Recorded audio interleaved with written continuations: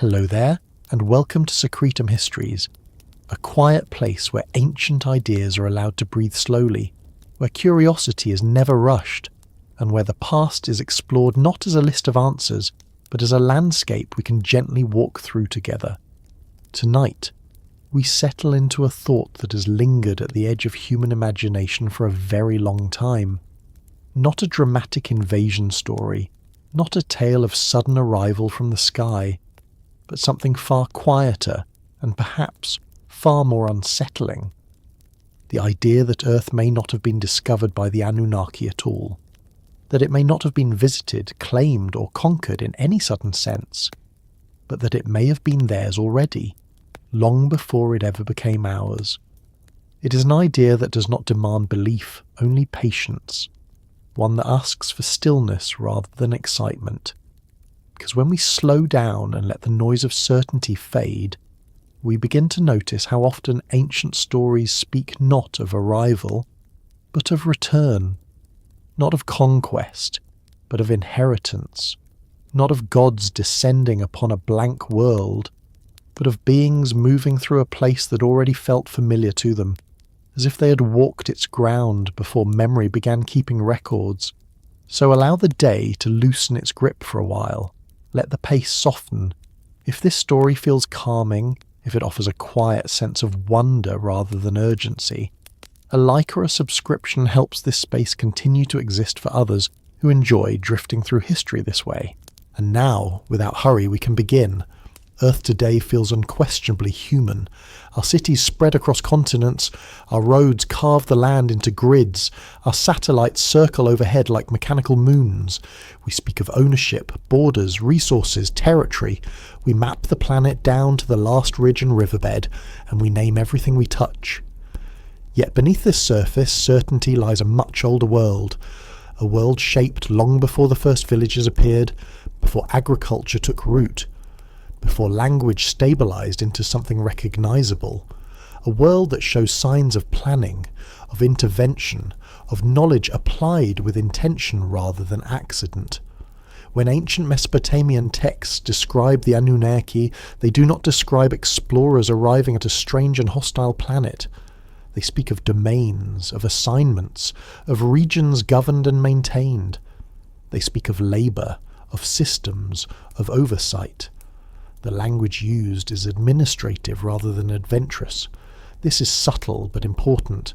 It suggests familiarity. It suggests a world already known. In many modern interpretations, Earth is framed as a destination, a resource-rich outpost, a mining site, a place visited because something valuable lay hidden beneath its surface. But ancient narratives, when read slowly and without the pressure to sensationalize them, allow another possibility to emerge.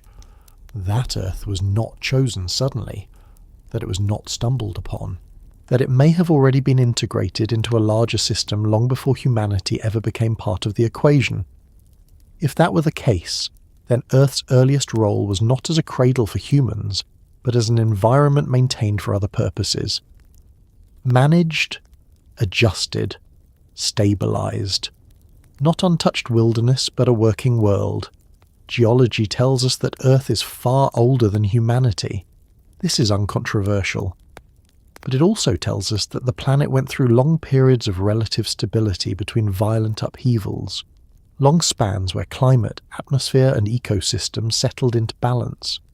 These windows of stability are rare in planetary terms. They are precious. If a technologically advanced civilization were capable of identifying and maintaining such windows, Earth would not be an accident. It would be an asset. Ancient texts describe the Anunnaki as beings tied to the heavens, yet deeply involved with the land. They are associated with mountains, rivers, marshes, and plains. They are described as measuring, dividing, allocating. These are not the actions of tourists. They are the actions of caretakers or administrators. Whether literal or symbolic, the stories consistently frame Earth as a place under management. Even the idea of gods ruling specific regions begins to look less like mythology and more like jurisdiction when viewed through this lens. Domains assigned, responsibilities distributed, systems maintained, a planet functioning as part of something larger. In this framework, humans do not arrive at the centre of the story. We arrive somewhere in the middle, late, into a world that already had layers of history beneath its surface. The land itself carries hints of this. Megalithic structures that appear suddenly and globally. Engineering techniques that emerge fully formed rather than gradually. Stonework so precise that even modern tools struggle to replicate it, yet appearing in cultures separated by oceans and millennia. These anomalies are often treated as isolated mysteries, but taken together they suggest inheritance rather than invention. A world shaped before us would not erase all traces of its previous occupants, especially not if those occupants left gradually rather than catastrophically. Traces would remain in foundations reused, in sites repurposed, in knowledge passed down imperfectly through stories and symbols. Over time, meaning would degrade, memory would soften. What was once technical would become sacred. What was once routine would become divine. This process is familiar even within recorded human history. Technologies become rituals, administrators become kings, engineers become gods. The past is not forgotten, it is transformed. If Earth once functioned as an Anunnaki world, then their presence would not necessarily be marked by dramatic ruins everywhere. It would be marked by infrastructure folded into the planet itself, altered waterways, engineered soils, adjusted ecosystems, long-term modifications designed to persist rather than impress. And when humans emerged, evolving within this environment, they would not be stepping onto a pristine world. They would be stepping into a system already shaped by intention, learning to live within boundaries they did not design, adapting to rhythms established long before their arrival. This would explain a quiet tension that appears in many ancient myths, the sense that humanity was created into a world that already had rules, that humans were workers before they were rulers, that knowledge was given selectively, that progress came with supervision. It would also explain why the Anunnaki are so often described not as creators of Earth, but as inheritors and maintainers of it. They do not form the planet in these stories. They organize it. They stabilize it. They make it productive. Over time, however, even the most stable systems change. Planetary cycles shift. Orbits drift. Climates fluctuate.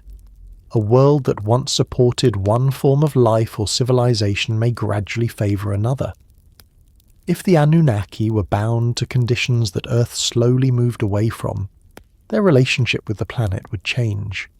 Not abruptly, but gradually. Maintenance would become more difficult. Presence would become less practical. Withdrawal would become an option. This kind of departure would not look like abandonment in the dramatic sense. It would look like delegation, like handing over systems to local caretakers, like reducing visibility rather than vanishing overnight, like allowing myths to replace management. Humans, growing in number and complexity, would begin to fill the spaces left behind, taking over structures without understanding their original purpose, turning operational sites into ceremonial ones, turning former overseers into distant gods. From within the human experience, this would feel like ascension, like inheritance, like the world becoming ours.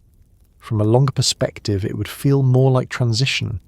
Earth would not have changed owners in a single moment. Ownership itself may not even be the right word. The planet would have shifted roles, shifted priorities, shifted which species could best operate within its evolving conditions. This is not a story of replacement through force, it is a story of succession through compatibility. Seen this way, humanity's rapid rise is not necessarily evidence of exceptional destiny. It may be evidence of timing, of arriving at a moment when systems were already in place, when the heavy lifting had already been done, when the environment had been stabilized enough to support complex civilization. The quiet unease that sometimes accompanies these ideas comes from what they imply about identity. If Earth was shaped before us, then humanity is not the first intelligence to leave its mark here. And if we inherited a world already prepared, then our role is not originator but steward. That role carries weight. It reframes history not as a straight ascent from ignorance to knowledge, but as a curve, a rise built on forgotten foundations, a story with missing pages, and as we continue gently without urgency, the focus will move further back. Not to speculate wildly, but to examine how a world might look when it is lived on long before it is claimed. How routines replace rituals, how maintenance replaces miracles, how a planet can belong to someone long before anyone thinks to call it home. The surface of Earth remembers more than we often assume, in its layers, in its alignments, in the stubborn persistence of certain patterns across cultures. Memory does not always announce itself. Sometimes it simply waits, quietly, for someone willing to listen without rushing forward.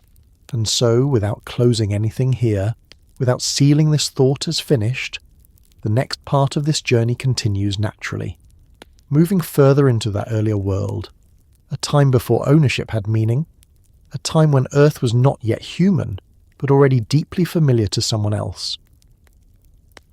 Long before the idea of ownership ever settled into the human mind, before borders, deeds, titles, or even the notion that land could belong to someone at all, Earth existed as a place defined not by possession, but by function. It was a world shaped by processes rather than claims, by cycles rather than control. Nothing was owned because nothing needed to be. The planet moved according to forces that had no language, no economy, no hierarchy in the way humans later came to understand those things. And yet this does not mean the world was untouched, unmanaged, or accidental.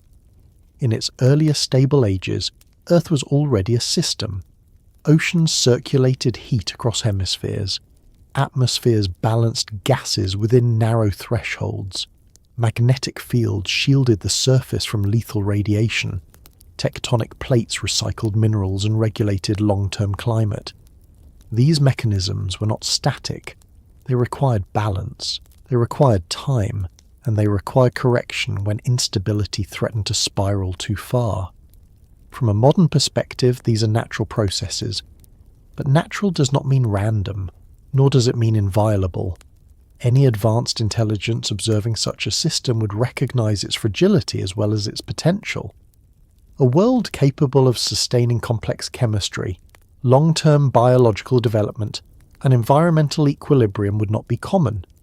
It would be valuable, not in the sense of ownership, but in the sense of opportunity. If Earth was once a world inhabited or maintained by the Anunnaki, then this early era would not resemble a colony in the human sense. There would be no flags planted, no declarations made, no moment where the planet was claimed. Ownership implies competition and scarcity. This earlier phase implies something else entirely: integration. A planet does not need to be owned to be used. It needs to be understood, stabilized, adjusted when necessary. Earth, in this view, was not conquered. It was tuned. During this time, there was no human presence to complicate the relationship. No agriculture, no cities, no tools fashioned with intention. The biosphere developed according to its own logic, guided by evolutionary pressures that favoured resilience and adaptability. Life emerged, spread, collapsed, and reformed across immense stretches of time. Extinctions occurred, not as singular catastrophes, but as resets within a larger system. From one age to the next, Earth refined itself. For an advanced civilization operating on timescales far longer than human generations, this process would not feel slow. It would feel methodical. Watching ecosystems rise and fall over millions of years would be no more unsettling than watching seasons change. The important thing would not be permanence, but sustainability. In ancient texts that later describe divine beings assigning domains and managing regions, there is an echo of this earlier worldview. The planet is not something to be taken. It is something to be kept functioning. Mountains, rivers, marshlands, skies and seas are not symbolic abstractions. They are systems with parameters, systems that can fail if neglected. Before humans appeared, Earth would have been quieter in one sense, but not empty. Life was abundant, though not conscious in the way humans later became.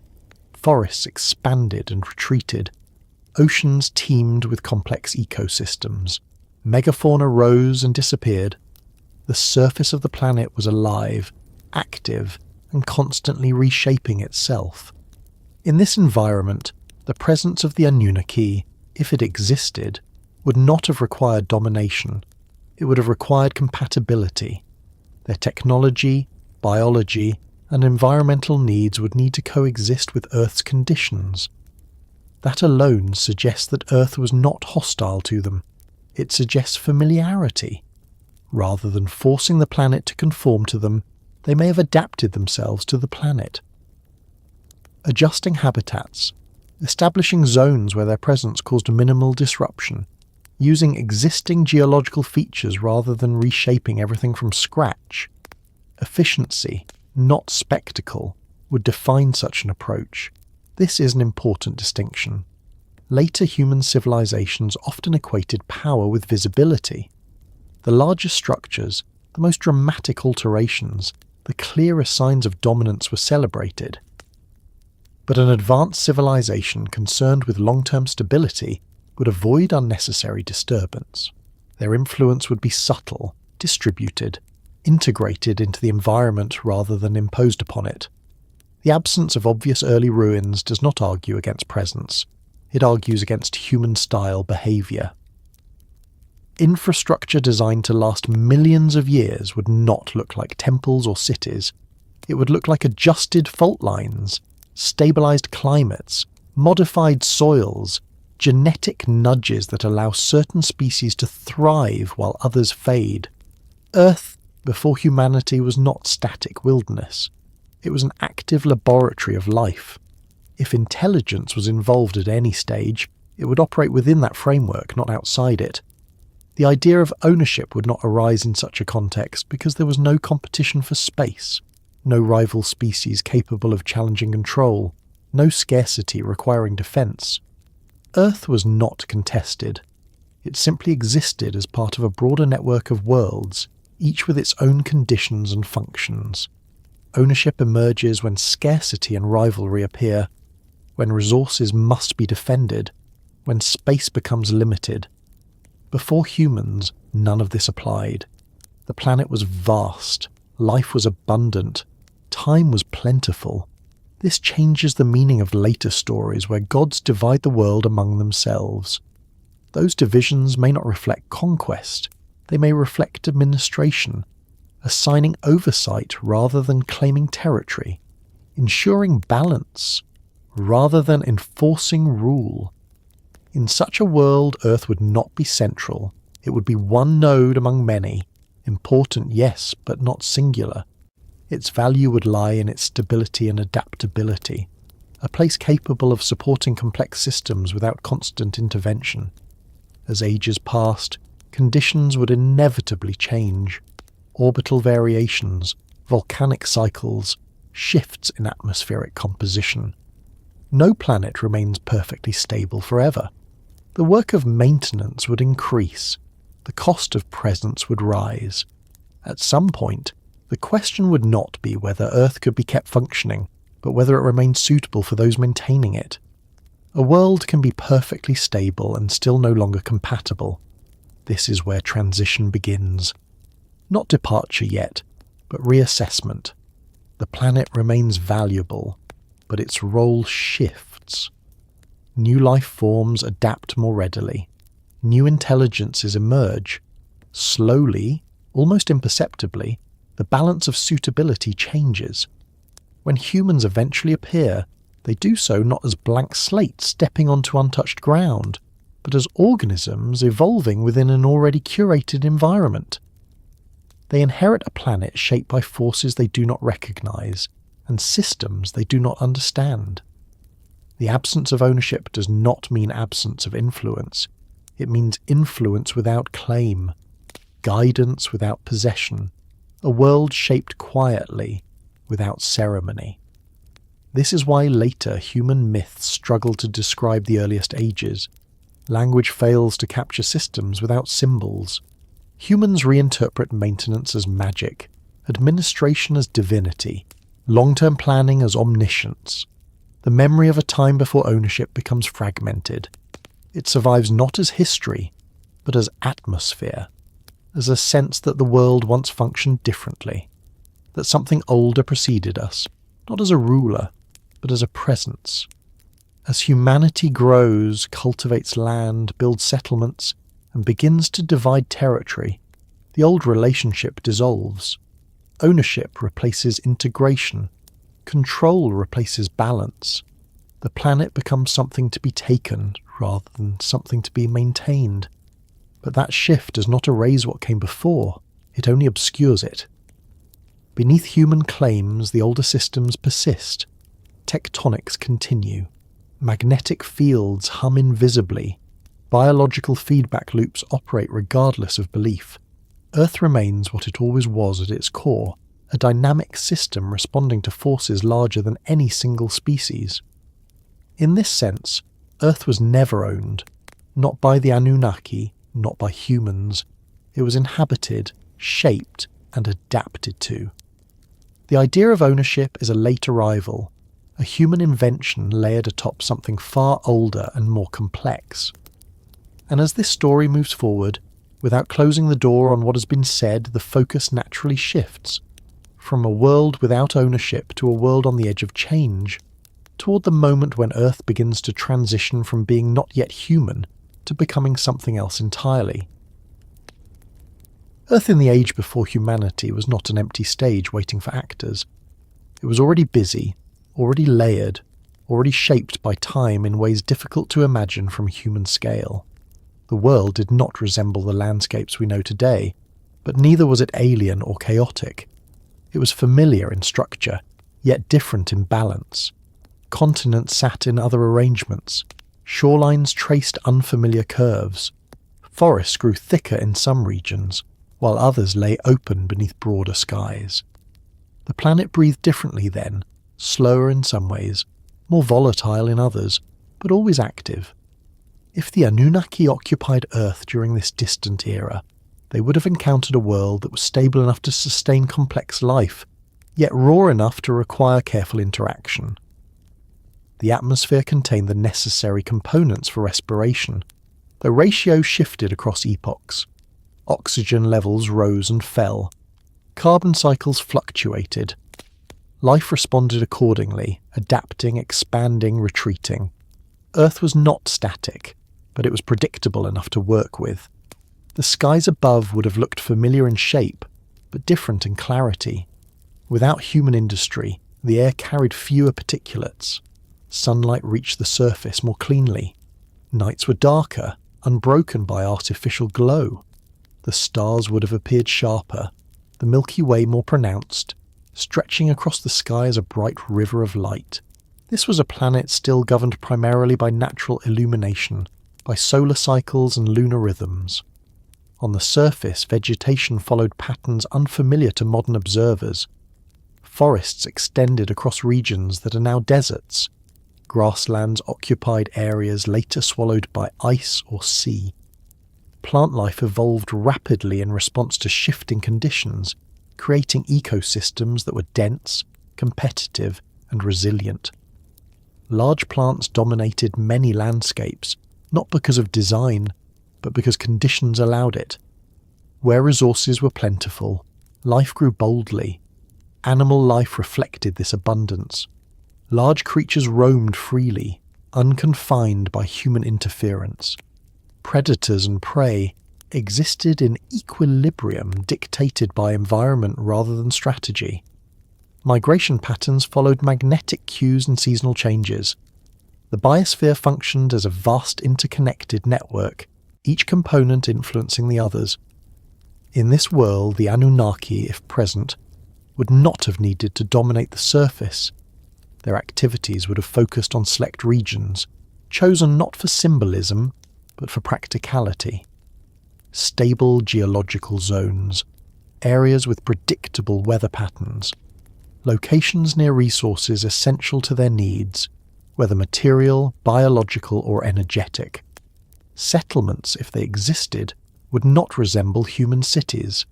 They would not sprawl outward indiscriminately. They would be compact, efficient, and integrated into the landscape, built with long-term durability in mind, not aesthetic legacy. Materials would be chosen for stability rather than display. Structures would blend rather than stand apart.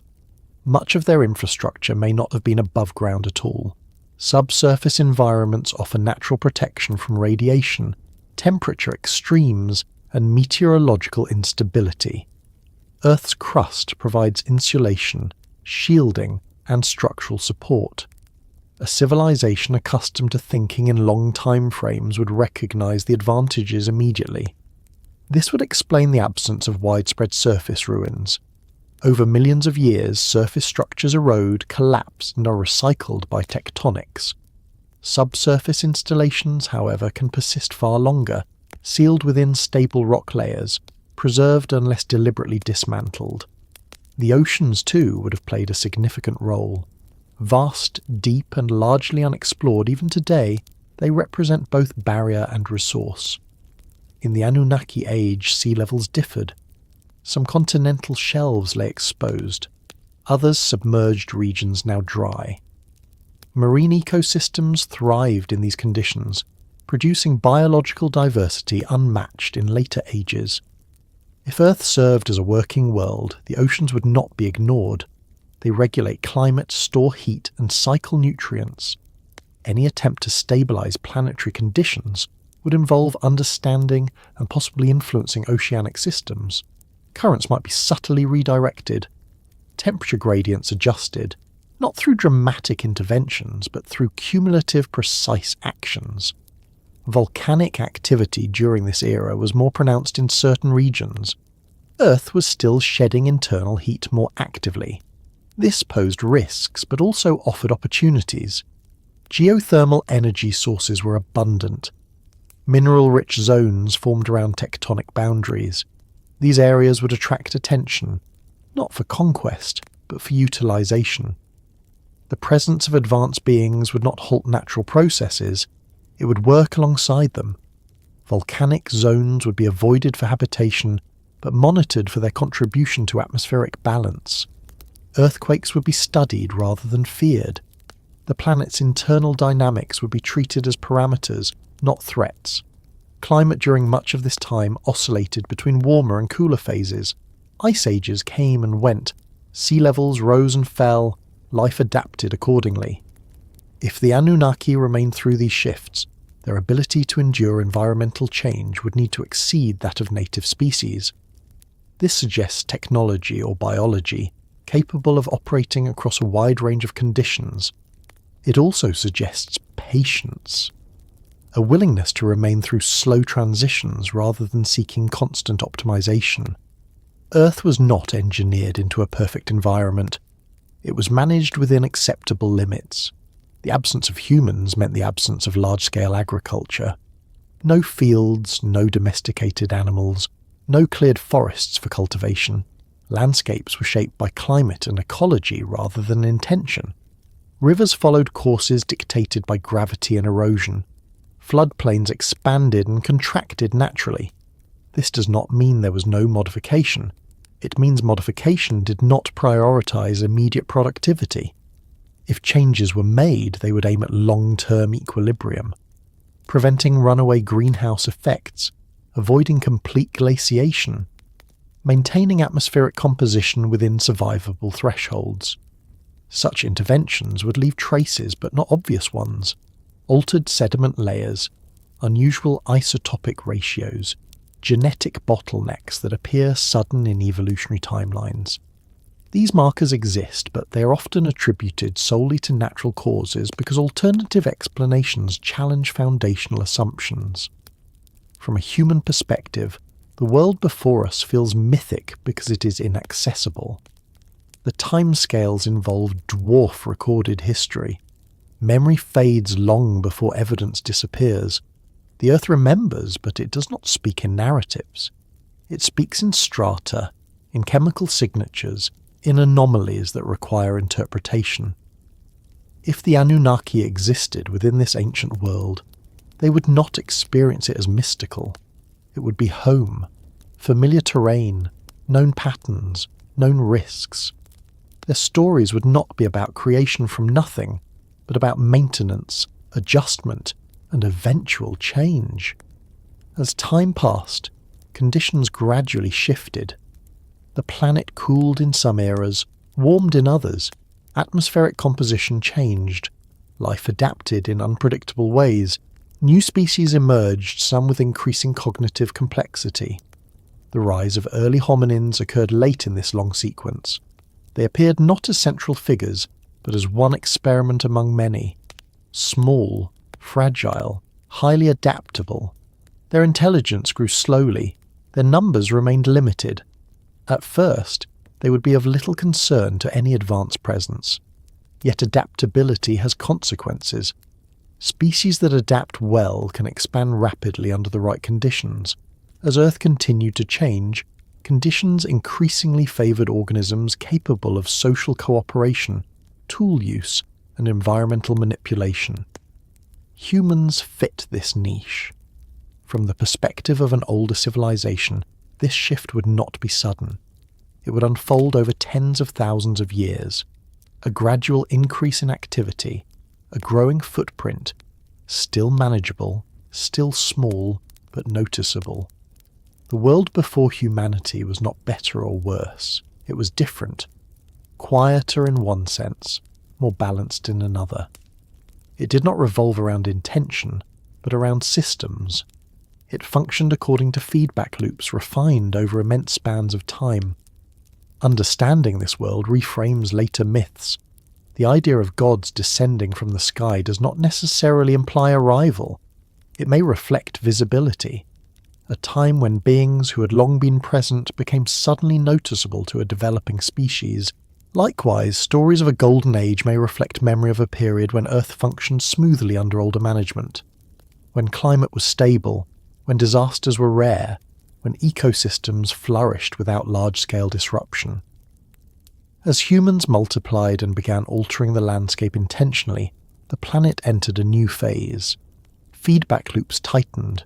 Systems became stressed. Balance shifted. The old world did not end abruptly, it transitioned. And in that transition, the Earth humans inherited was already shaped, already prepared, already marked by a long history not their own. The forests, rivers, and mountains were not raw materials waiting to be used. They were components of an ancient machine, still running, still responsive. This is the world before us. Not a blank slate, not a paradise, not a wasteland. A working planet shaped by time, life, and possibly intelligence operating quietly within it. A world that did not belong to anyone, but that sustained many. As this exploration continues, the focus shifts naturally toward how such a world could feel like home to beings unlike us. Not as visitors passing through, but as inhabitants integrated into Earth's deep rhythms. If the Anunnaki were present on Earth, their relationship with the planet would not resemble the brief encounters implied by the word visitor. Visitors arrive with an expectation of departure. They bring what they need, take what they can, and leave when the purpose is fulfilled. Everything about the ancient descriptions, however, suggests something slower, deeper, and far more invested. The patterns point not to visitation, but to settlement. Not to a temporary stop, but to a place lived in, adapted to, and gradually woven into daily existence. Calling a world home does not require ownership. It requires familiarity, comfort, a rhythm that aligns with one's own. Over time, home becomes less about origin and more about continuity. Earth, in this sense, may have become home to the Anunnaki not because it was where they began, but because it was where they remained. A civilization capable of interplanetary movement would not settle lightly. The costs of relocation, adaptation, and long-term presence would be immense. Such a decision would only make sense if Earth offered something rare and enduring: stability, diversity, a biosphere capable of supporting complex life without constant intervention. These qualities are not common. Earth possesses them in abundance. Once established, settlers do not behave like explorers. They develop routines, infrastructure, social structures shaped by the environment they inhabit. Over generations, even advanced beings would begin to adjust their practices to the planet's cycles. Daily life would synchronize with day and night, seasonal changes, atmospheric patterns. Earth would cease to be a destination and become context. This shift matters because it reframes everything that follows. A settled presence implies long-term planning. It implies adaptation rather than extraction. It implies that whatever activities took place here were designed to coexist with the planet rather than exhaust it. Ancient accounts describe the Anunnaki as deeply involved in processes that resemble governance more than conquest. Oversight of land, management of labour, allocation of roles. These are not the concerns of visitors. They are the concerns of a society embedded in its environment, dealing with the practical realities of sustaining itself over time. Settlement also implies vulnerability. A visitor can leave when conditions worsen. A settler must endure change. Earth is not a static world. Climate shifts. Magnetic fields fluctuate. Geological events reshape regions. To remain through such changes requires resilience and commitment. If the Anunnaki stayed through multiple planetary cycles, they would have experienced Earth in many forms. Warmer ages, colder ages, rising seas, retreating ice. Each phase would demand adjustment. Habitats would be relocated, practices refined, technologies recalibrated.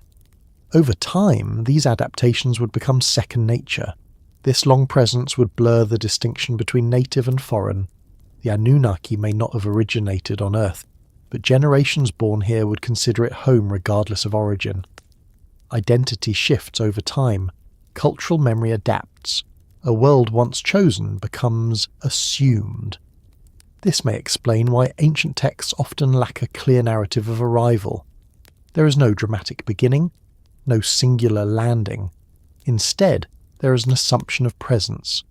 The Anunnaki are already there when stories begin, already engaged, already involved. In human terms, this resembles societies whose origins fade into myth. Settlements become cities. Cities become civilizations. The memory of first arrival dissolves into legend. What remains is continuity. Calling Earth home would also mean developing an emotional relationship with it. Even advanced intelligences are shaped by their environment. Landscapes influence thought. Climate influences behavior. The rhythms of a planet become internalized over time. This could explain why Earth appears central in Anunnaki narratives despite their association with the heavens. Earth is not described as a mere outpost. It is the stage upon which most of their interactions unfold. The land matters. Rivers matter. Mountains matter. These are not abstract symbols. They are lived spaces.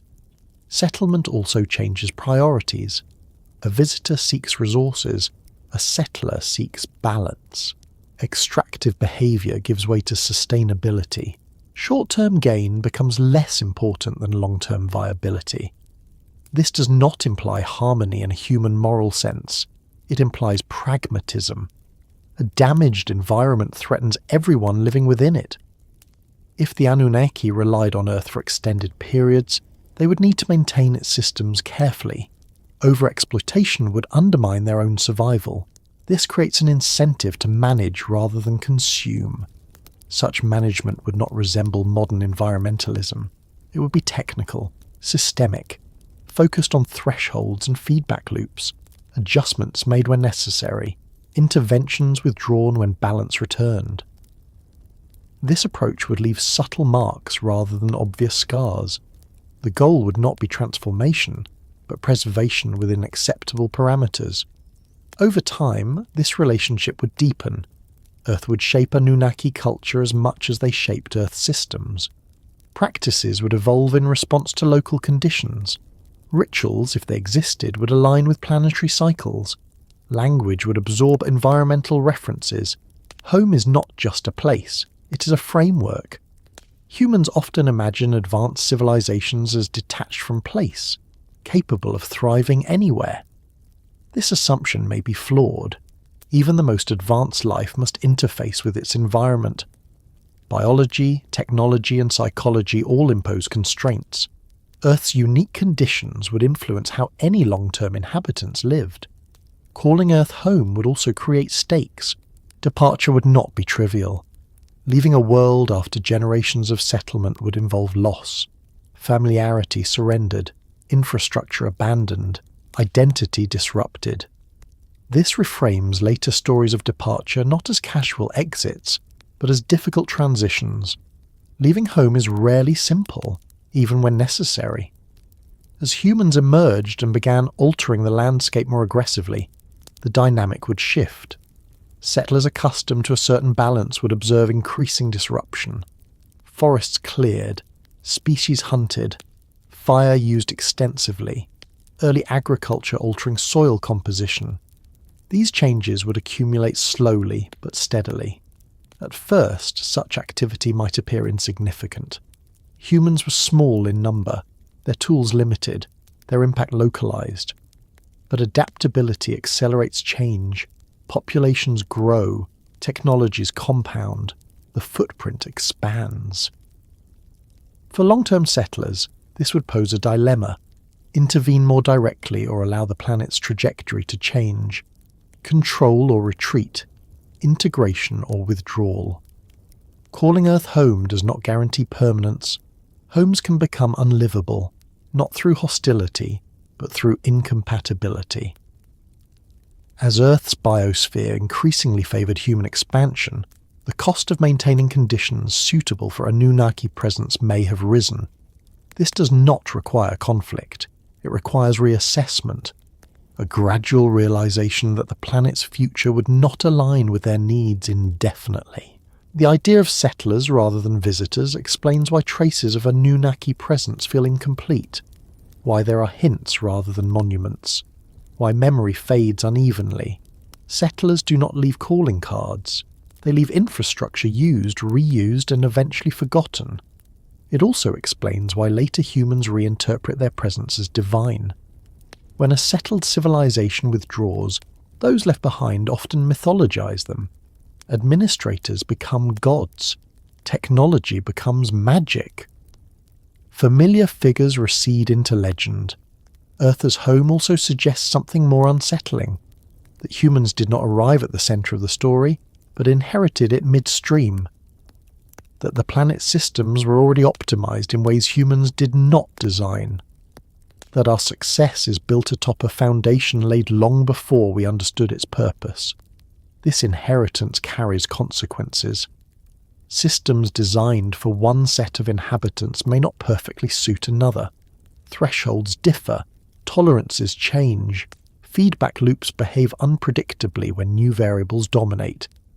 If Earth was once home to the Anunnaki, then humanity's current challenges may not stem solely from ignorance or greed.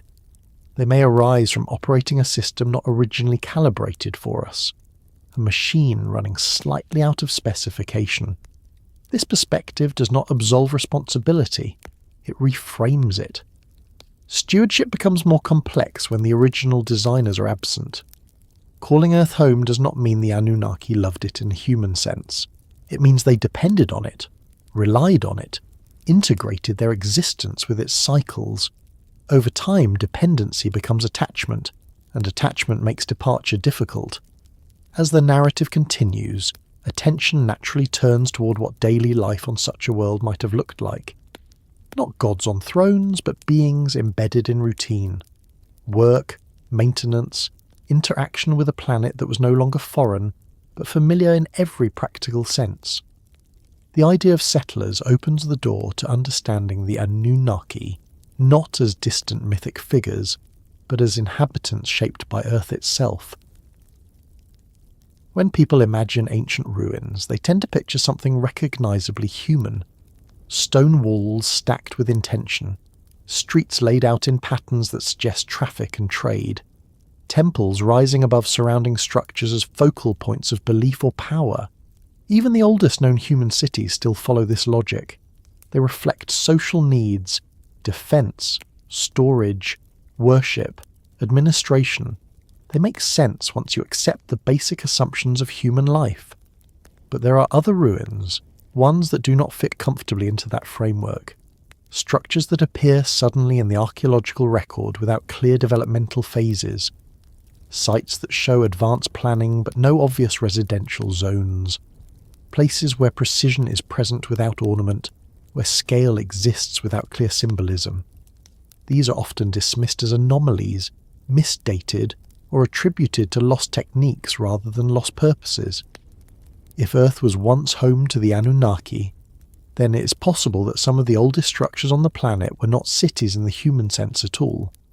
They may have come first, not chronologically, but conceptually, built before human settlement patterns existed, designed for functions unrelated to daily human life. Their purpose would not align with our expectations because they were never meant for us.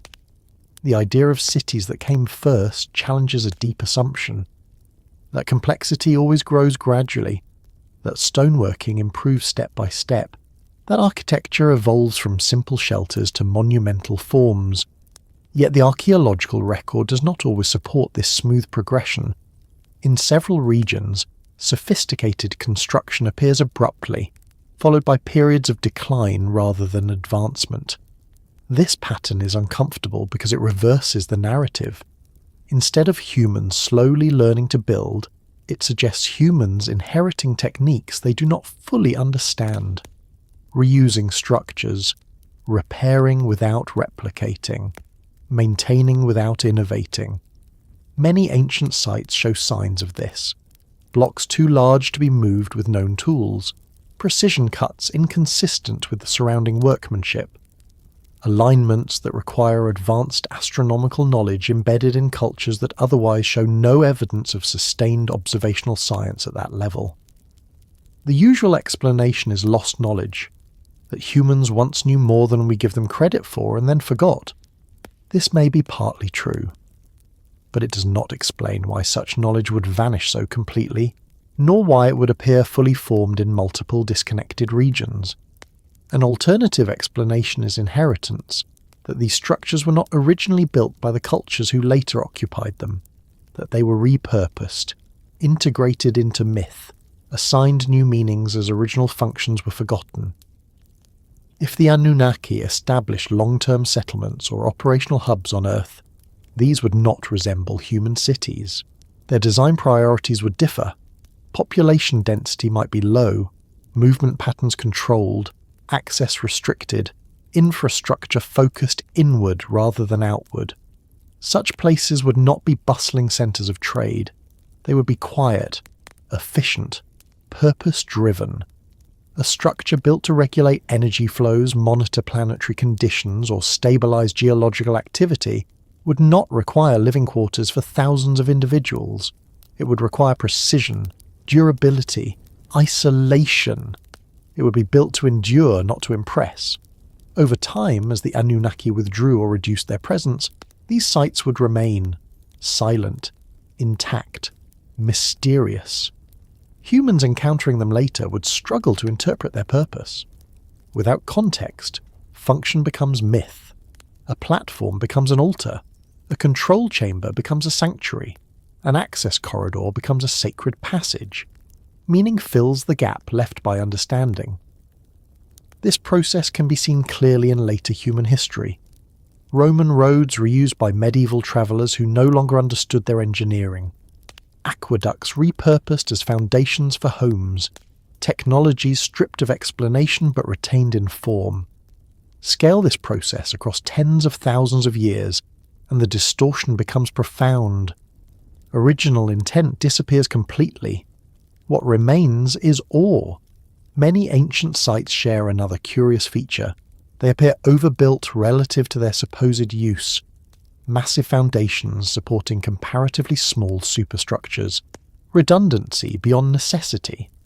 Precision far exceeding what symbolic architecture would require. This makes sense if the visible portions were not the primary components, If most of the system lay beneath the surface, humans would encounter only fragments. The exposed elements would seem excessive without the invisible context. Subterranean construction offers advantages for any long-term planetary presence. Thermal stability, protection from radiation, reduced exposure to surface events. Earth's crust is a natural shield. A civilization accustomed to thinking in geological time would recognize this immediately. It is worth noting how often ancient myths place gods beneath the ground, in the depths, in hidden chambers, in underworlds not of punishment, but of power and knowledge. These stories may reflect distorted memory of access points rather than symbolic descent. Ruins older than memory are difficult to classify, because memory itself has limits. Human oral tradition stretches back perhaps tens of thousands of years at most. Beyond that, stories fragment, timelines collapse, events blur together.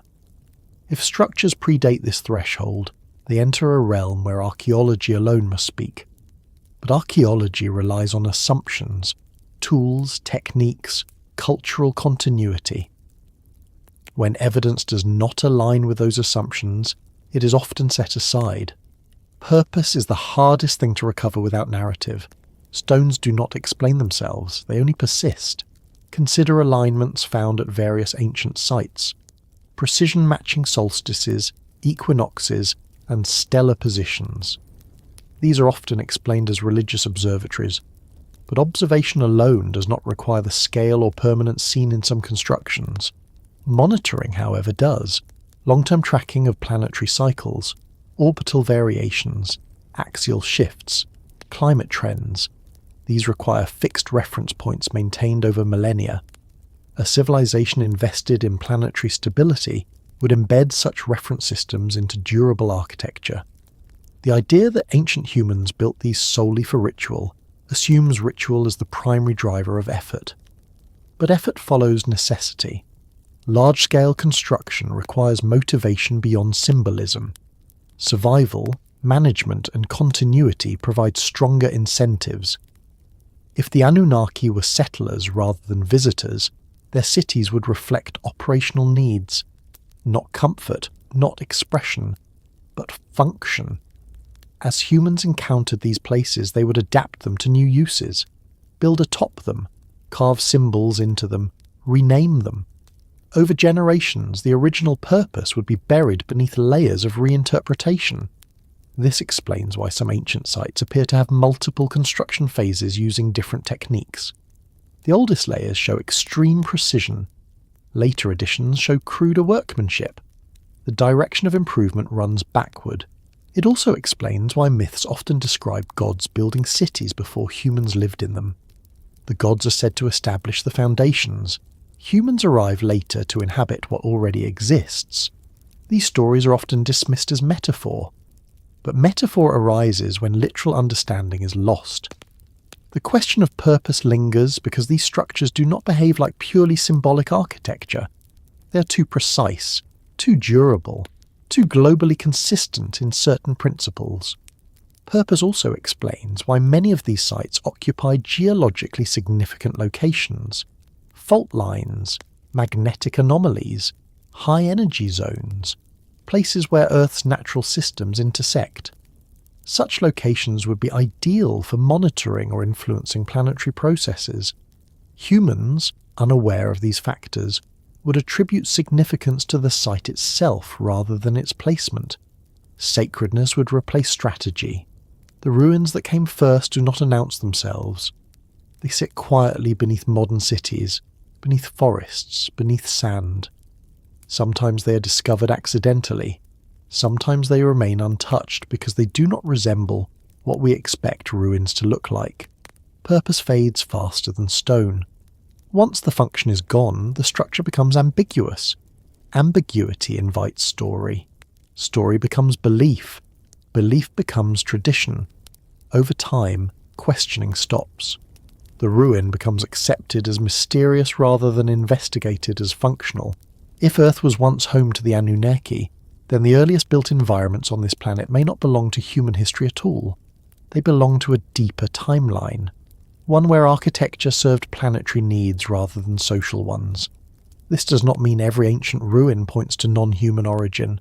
Humans are capable of remarkable ingenuity, but it does suggest that some structures may be misattributed, that some achievements credited to early humans may reflect inheritance rather than invention. The question of purpose remains unresolved because it challenges identity. If we accept that some cities came first, then humanity did not begin from zero. We began within a pre-existing framework. This realization is unsettling because it reframes progress. It suggests that advancement is not always forward, that loss can precede growth, that forgetting can be as powerful as discovery. The ruins older than memory do not demand belief. They demand patience, a willingness to sit with uncertainty, to accept that not all answers align neatly with established narratives. As this exploration continues, attention naturally shifts from structures to inhabitants, from places to practices, from what was built to how life unfolded around it. Because cities, no matter their origin, are shaped ultimately by those who live within their influence. And the nature of daily existence on such a planet remains the quiet question waiting beneath the stone. Before humans learned to kneel, before names hardened into titles, before reverence replaced familiarity, the Anunnaki would not have experienced themselves as gods. That framing belongs to a later stage, one shaped by distance, misunderstanding, and memory stretched thin. In the age when Earth was still prehuman, life for such beings would have been defined less by worship and more by routine. Not ceremony, but continuity. Not miracles, but maintenance. Existence on a settled world inevitably becomes practical. Even advanced intelligences must organize their time, allocate effort, and respond to the environment they inhabit. A planet is not a static backdrop. It demands attention. Systems drift. Conditions fluctuate. Left unattended, even the most stable world degrades. Daily life, then, would revolve around work. Not labour in the human sense of toil for survival, but work as oversight. Monitoring planetary systems, adjusting variables, responding to anomalies, ensuring that Earth remained within acceptable parameters for continued habitation. This kind of work does not lend itself to drama. It requires patience, observation, precision, long stretches of normalcy punctuated by moments of intervention. Much like modern infrastructure maintenance, when everything is functioning properly, the work becomes invisible. Success looks like nothing happening. Routine would emerge naturally, cycles aligned with the planet's rhythms, periods of activity and rest governed by local conditions rather than abstract schedules. Earth's rotation would define day and night. Seasonal shifts would influence planning. Even beings not native to the planet would eventually internalize its tempo. Over time, Earth would stop feeling like an assignment and start feeling like context, the background against which everything else occurred. Living within such a system would shape social organization. Hierarchies would exist, but not necessarily in the rigid authoritarian sense often attributed to gods. Roles would be functional, responsibility distributed according to expertise rather than lineage. Authority would derive from competence and continuity, not from symbolism. Ancient texts that later describe councils, assemblies, and divisions of responsibility may preserve echoes of this structure. Not a pantheon of capricious deities, but an administrative network managing a complex system. Workspaces would not resemble human workshops. Tools, if needed, would be specialized. Interfaces integrated into the environment. Much of the work might be observational rather than mechanical. Data gathered over long periods. Patterns tracked across generations. Communication would be constant but understated. Coordination rather than command. Information shared to maintain equilibrium. Disruptions addressed collectively. This kind of existence would not feel extraordinary to those living it. It would feel normal. Routine strips even the most advanced capabilities of their wonder when they're used every day. Earth itself would be a collaborator in this routine, its systems providing feedback, its cycles offering predictability. Over time, familiarity breeds efficiency. Interventions become smaller, more precise, less intrusive. In this phase, there would be no need for humans, no reason to create or manage another intelligent species. The planet functioned without them. Life evolved according to its own logic. The biosphere was complex but manageable. If humans were observed at all during their earlier stages, it would be as one among countless evolving species, not special, not threatening, simply another variable. Work would not involve shaping humanity, not yet. The focus would remain planetary rather than anthropocentric. This perspective matters because it strips away later mythological framing. It removes the idea that the Anunnaki arrived already positioned as rulers over humans. Instead, it places them in a long stretch of time where humanity did not factor into their daily concerns. Routine also implies repetition. Tasks performed countless times, processes refined, knowledge accumulated. Over generations, this creates institutional memory. Practices become standardized, deviations noted and corrected. Such a system values stability over innovation. Change is introduced cautiously. Experimentation occurs, but within controlled bounds. Earth is not a playground. It is a home that must be kept livable. The absence of worship in this era is significant. Without humans to project divinity onto them, the Anunnaki would not be gods in any meaningful sense. They would be inhabitants, caretakers, administrators of their own survival. This also means they would experience limitation, constraints imposed by the planet, biological needs, environmental tolerances. Even advanced technology cannot remove all dependency on context.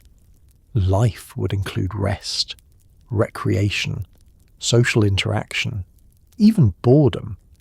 Routine breeds these as surely as it breeds efficiency. Long periods of stability can dull urgency.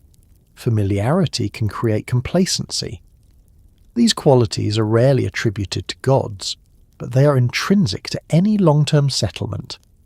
Immortality, if it existed at all, would not eliminate routine. It would amplify it. Over vast timescales, identity would blur. Individual contributions would fade into collective continuity. Personal stories would be less important than system health. This may explain why ancient texts focus on roles rather than personalities. Functions remembered more than individuals. As Earth's conditions gradually changed, routine would adapt. New challenges incorporated, old practices revised. But the underlying approach would remain consistent. Monitor, adjust, maintain. Eventually, however, the appearance of humans would begin to disrupt this equilibrium.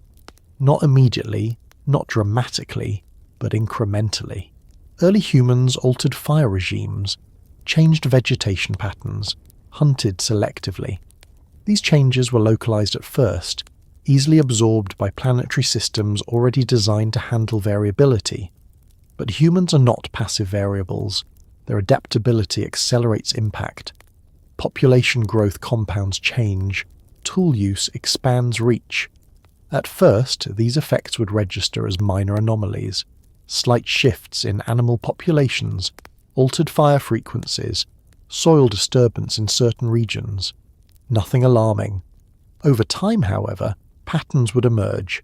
Feedback loops tightening, human activity intersecting with systems previously stable. The planet responding in subtle but measurable ways. For long-term inhabitants accustomed to equilibrium, these changes would draw attention.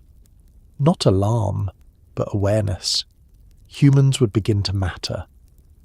This transition marks the end of the purely routine phase. Work shifts from planetary maintenance alone to planetary management with an emerging intelligent species involved.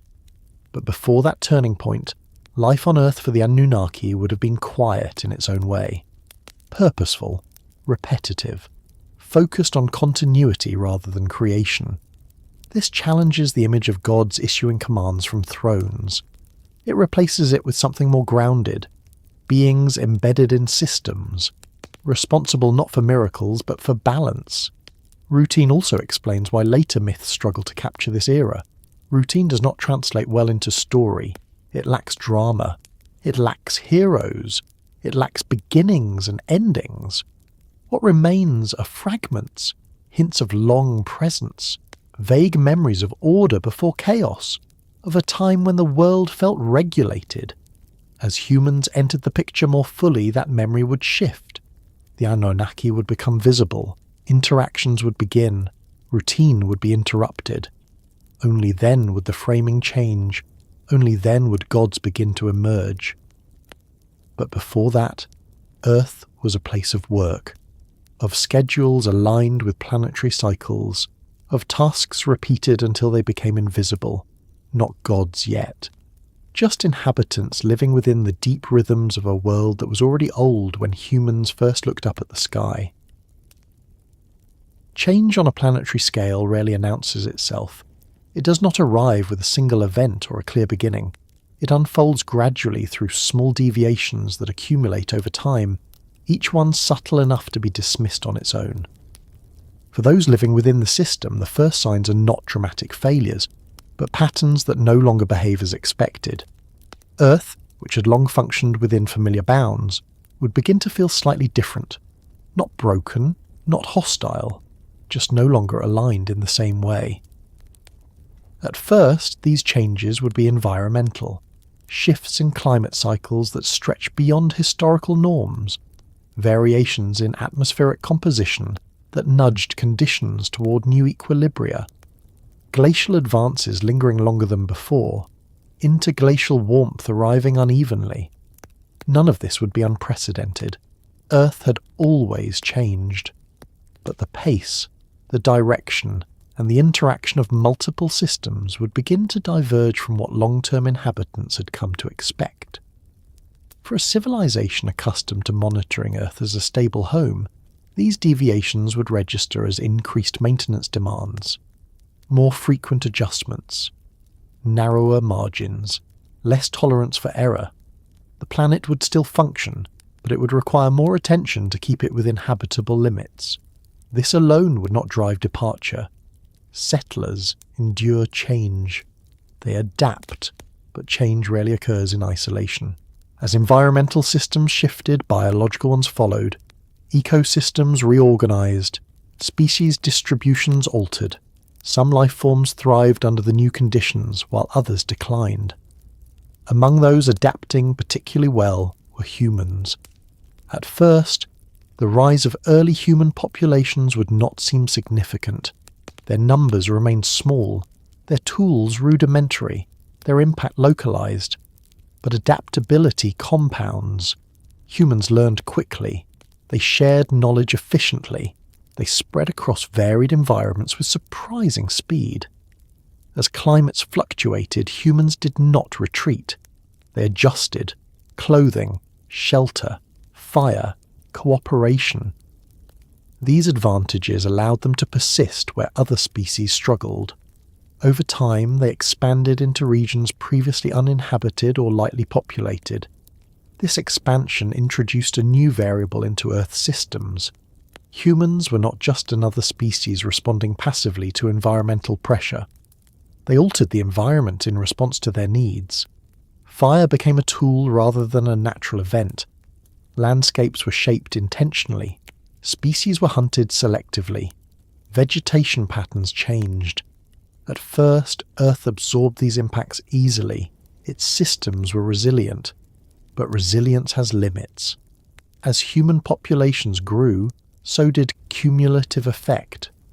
Small alterations repeated across generations became significant.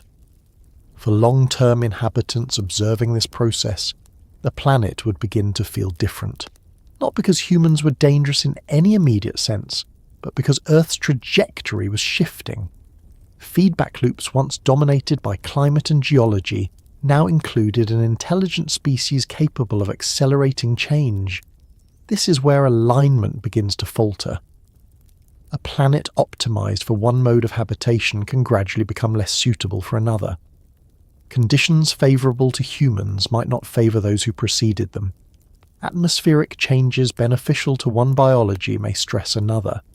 Ecological simplification may reduce system stability. The Anunnaki, if present, would face a complex challenge. Increase intervention to counterbalance human impact, or reduce involvement and allow Earth to follow its new trajectory. Neither option is simple. Intervention risks dependency, conflict, and escalating control. Withdrawal risks loss of influence and eventual incompatibility. The decision would not be made quickly. Long-term settlers do not abandon home lightly. They observe, they model outcomes, they attempt incremental solutions. During this period, intervention may have increased subtly. Climate moderation, population guidance, selective engagement with humans, early myths of instruction, warning, and oversight may originate here, not as acts of domination, but as attempts to slow destabilizing trends. Yet intervention itself carries consequences. Humans do not remain passive recipients. They adapt to guidance. They integrate it into culture. Knowledge spreads unevenly. Power concentrates. Inequality emerges. Control becomes a factor. As humans organized into larger groups, their social structures introduced new dynamics. Hierarchies formed. Competition intensified. Resource extraction increased. Earth systems responded accordingly. The planet's shift was no longer purely environmental. It became socio-ecological, a complex interaction between natural cycles and human behaviour.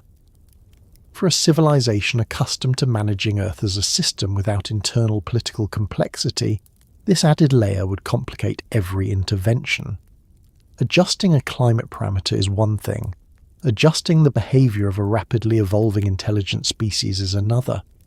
Over time, Earth would begin to favour humans not because of design, but because of momentum. Their numbers increased. Their modifications became entrenched. The planet adapted around them. This does not imply hostility toward the Anunnaki. It implies divergence. Earth systems began stabilizing around a new dominant influence. At the same time, other factors may have contributed to misalignment. Planetary cycles beyond direct control, orbital variations altering solar exposure, magnetic field fluctuations affecting radiation levels, geological activity reshaping key regions. Any one of these factors is manageable. Together they narrow the range of viable conditions. The cost of maintenance rises. For settlers, rising maintenance cost prompts reassessment. Not abandonment, but evaluation. Is the system still worth sustaining at this level of effort? Is long-term presence still viable? This kind of reassessment is not emotional. It is pragmatic. Even attachment yields to sustainability. As Earth shifted, infrastructure built for previous conditions would require modification. Habitats relocated, systems recalibrated, some sites abandoned as no longer optimal. Humans encountering these abandoned or partially decommissioned sites would interpret them differently. Places once active would appear suddenly silent. Structures would seem unfinished or inexplicably deserted. Myths of departure, withdrawal, or punishment would emerge.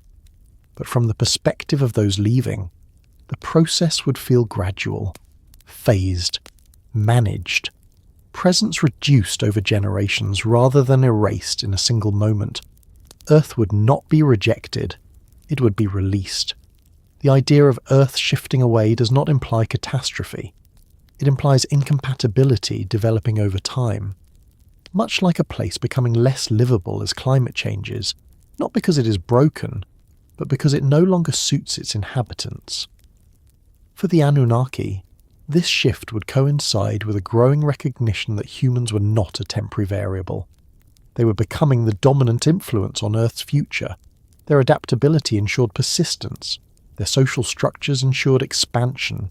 At this point, continued presence would require either full integration into a human-dominated system or continued oversight of a species increasingly capable of resisting control. Neither option aligns with quiet settlement. Withdrawal becomes the least disruptive choice. This does not mean complete disappearance. Reducing presence does not require abandoning all infrastructure or influence. Monitoring may continue from a distance. Limited engagement may persist, but the era of Earth as home would be ending. The planet itself would not notice this change consciously. It would simply continue responding to dominant influences. Over time, human activity would reshape landscapes more dramatically than any subtle intervention ever had.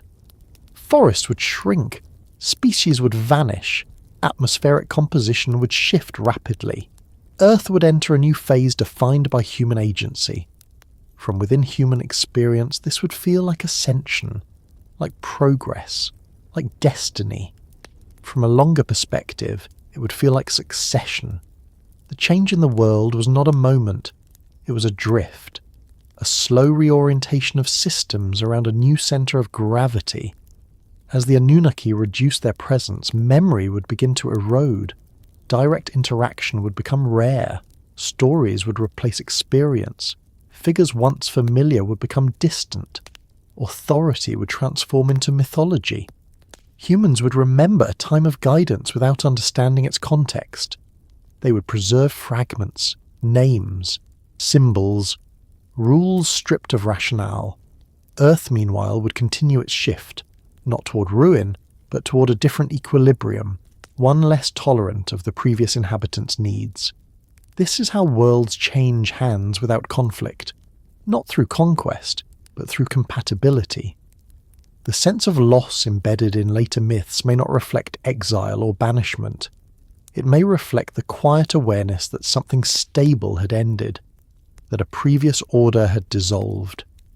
As this transition unfolds, attention turns naturally to what followed, to the moment when humans did not merely share the planet, but began inheriting its systems, taking over roles once filled by others, often without realizing it.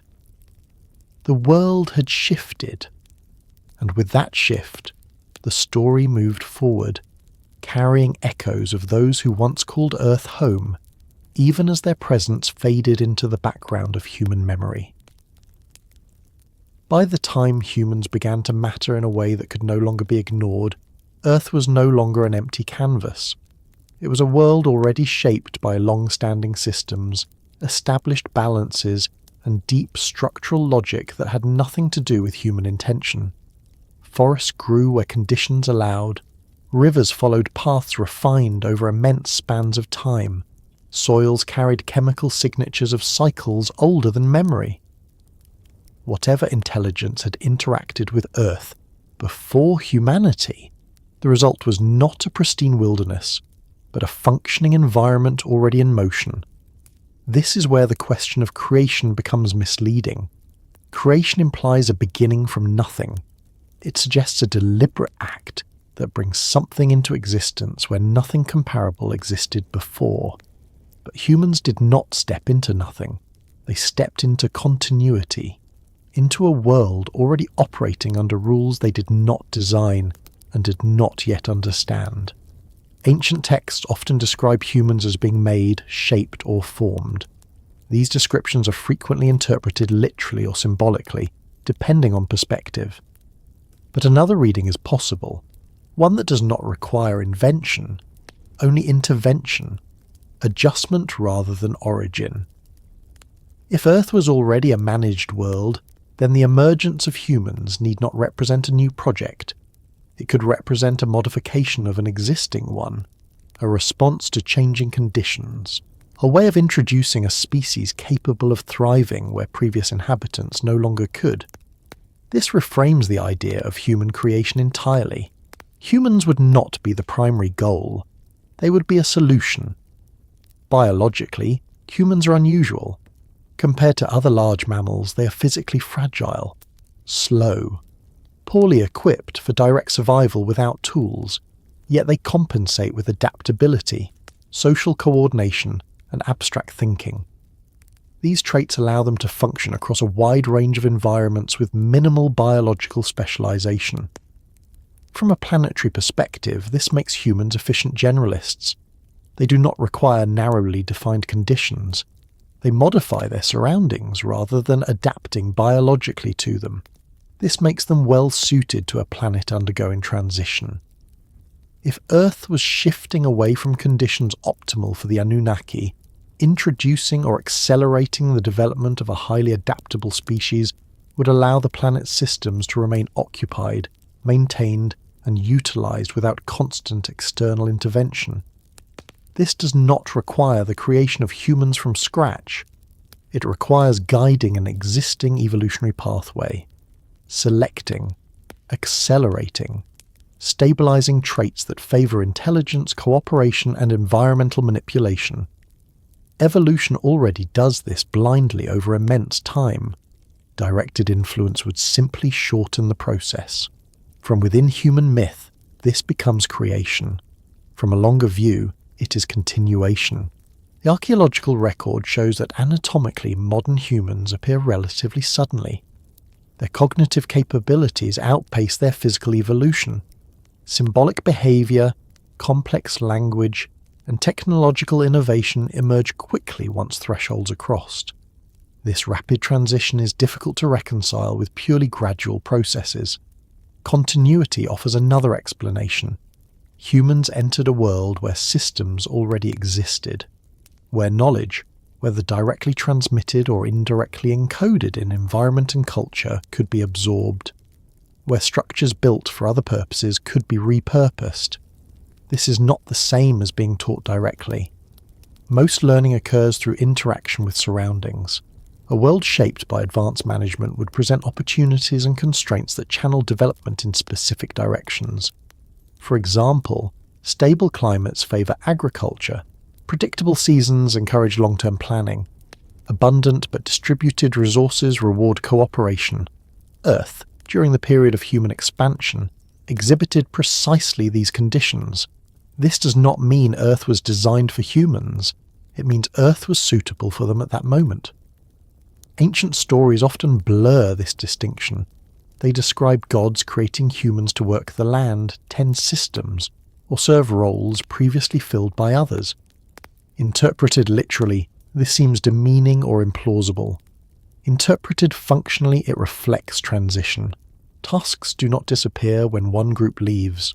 They are inherited.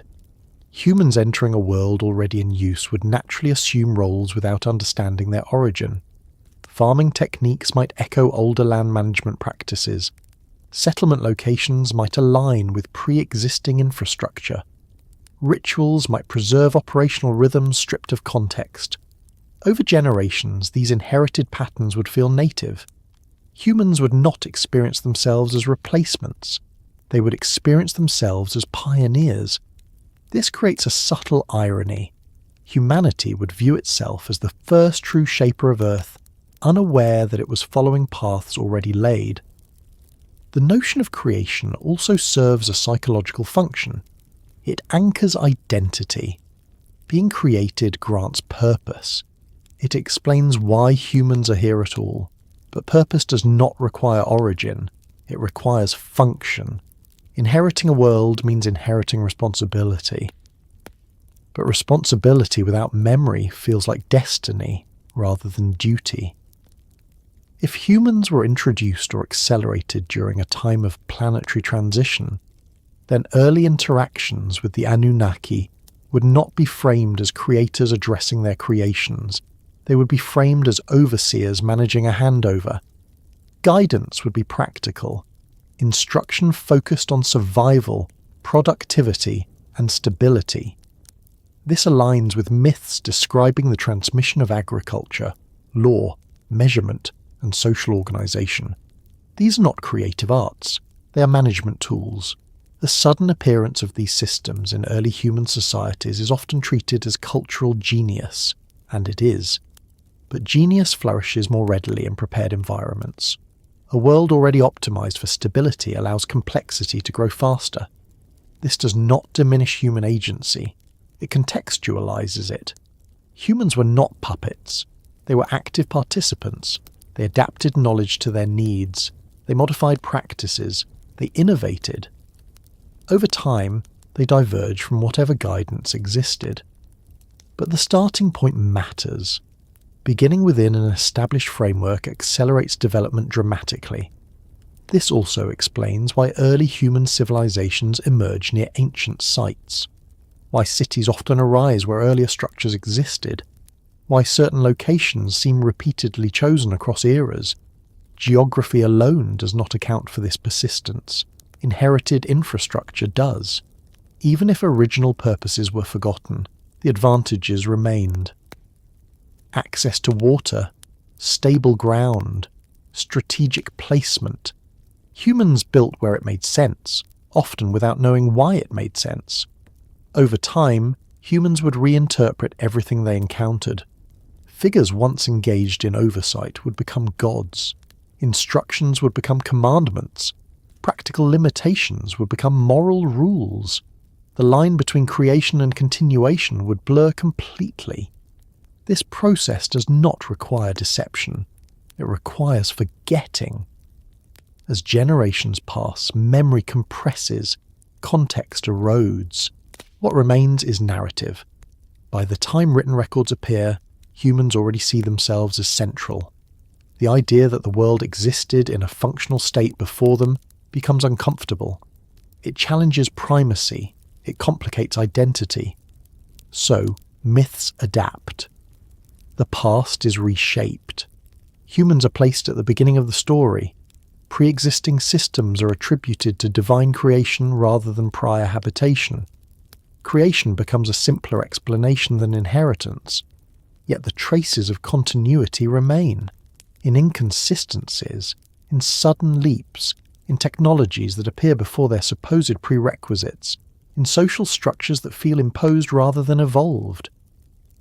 The world humans entered was not neutral. It nudged development. It rewarded certain behaviours. It constrained others. Humans thrived because they fit the new trajectory of Earth. They did not create that trajectory. They rode it. This does not mean humanity lacks originality. It means originality operated within inherited boundaries. As human populations grew and spread, they would increasingly modify the world themselves. Over time, their influence would eclipse that of any previous inhabitants. Earth would become visibly human. But that came later. At the beginning, humans were newcomers, adaptive, observant, learning from a world that already had a rhythm. The question, then, is not whether humans were created or evolved. It is whether they entered an empty world or an occupied one. Creation suggests intention focused on humanity. Continuation suggests intention focused on Earth. From this perspective, humanity's role was not to replace the Anunnaki, but to succeed them. Not to rule the planet as gods, but to inhabit it as the next viable stewards. Whether humanity has fulfilled that role is another question entirely. As the story continues, attention naturally shifts to the period of overlap, to the long, uneasy time when humans and Anunnaki shared the same world. When guidance, resistance, misunderstanding and adaptation unfolded side by side. A handover is never clean, especially when those inheriting do not know what they have inherited. For a long time, Earth did not belong fully to anyone. It was not yet human in the way it would later become, but it was no longer exclusively aligned with those who had shaped and maintained it before. This in-between period, stretched across many generations, was defined not by conflict or conquest, but by overlap. Two forms of intelligence sharing the same planetary space, operating at different scales, with different priorities, and with unequal awareness of one another. Overlap is rarely neat. It produces ambiguity. It creates moments where influence is felt without being understood, where actions have consequences that seem disproportionate or mysterious. For early humanity, this would later become the age of gods walking among people. For the Anunnaki, it would have felt more like a gradual complication of an environment that had once been predictable. At first, the overlap would have been sparse. Human populations were small and widely dispersed, their settlements temporary, their movements seasonal. Interaction would be limited, localized, and often indirect. Humans would occupy regions that did not interfere with existing systems. the planet could absorb both presences without strain. In this early phase, observation mattered more than engagement. Humans would be monitored rather than managed. Patterns of behaviour noted, migration routes tracked, resource use assessed. The concern would not be moral or cultural, it would be functional. Could this emerging species coexist with existing planetary equilibrium? For humans, awareness of the Anunnaki would be inconsistent. Some groups might encounter them directly, others only indirectly through altered landscapes, unexplained structures, or environmental patterns that seemed intentional but inscrutable. These encounters would not produce a unified understanding. They would produce stories. Memory at this stage was oral, fluid, and local. What one group experienced would not spread intact to another. Narratives would shift as they travelled. Details would be exaggerated or softened. Practical interactions would be recast as symbolic encounters.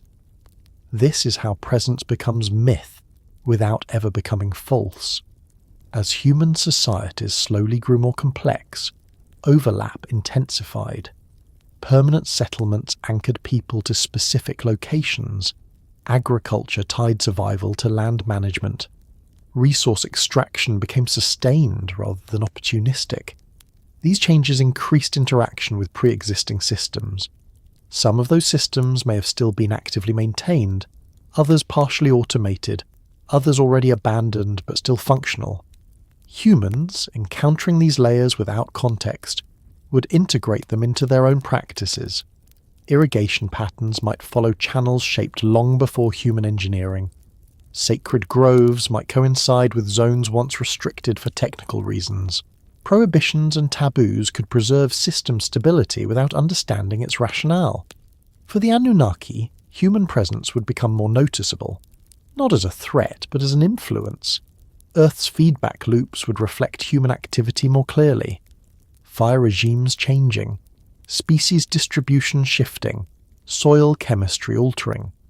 At this point, disengagement would not yet be complete. The planet was still being shared.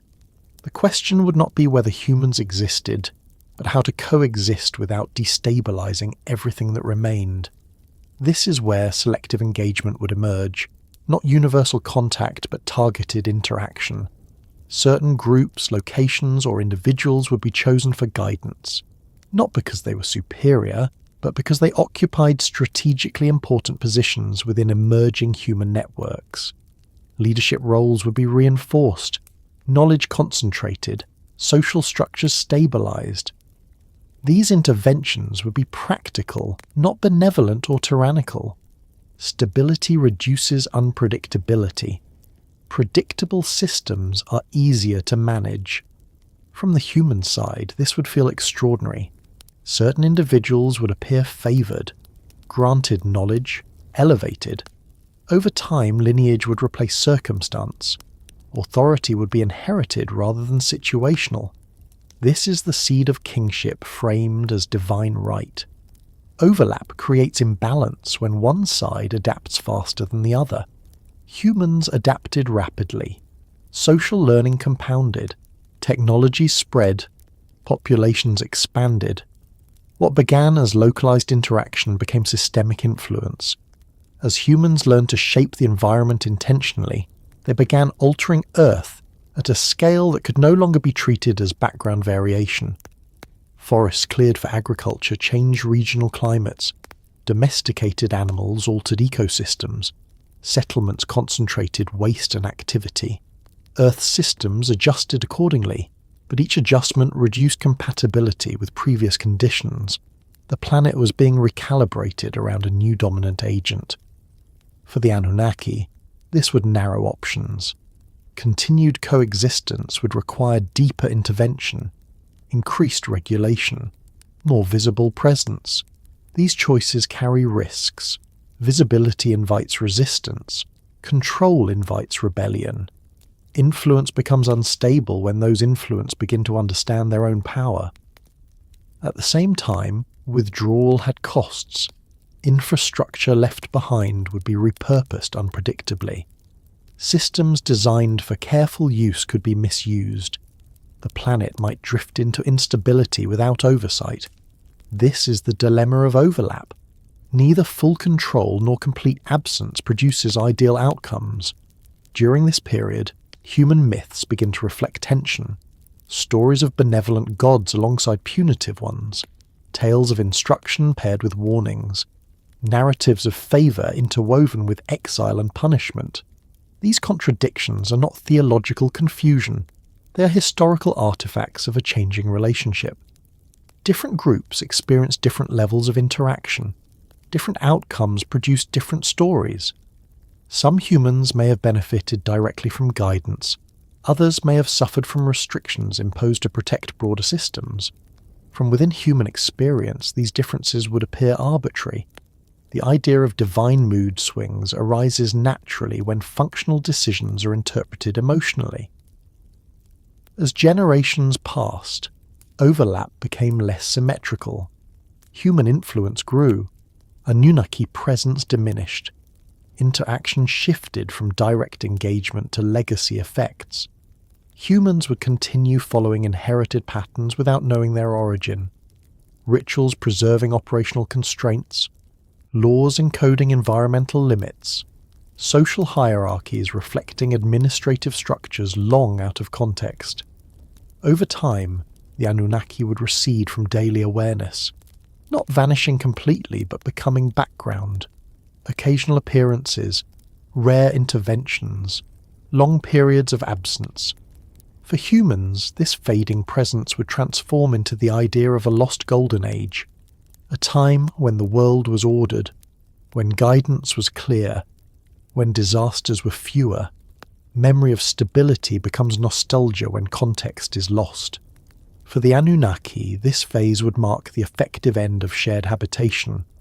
Earth's trajectory was now human-centred. The cost of presence exceeded its benefits. Continued involvement risked greater disruption than withdrawal. Overlap does not end with a line. It dissolves. Presence thins. Influence becomes indirect. Systems once actively managed continue running until they degrade or are replaced. Humans inherit the planet not because they conquer it, but because they outgrow coexistence.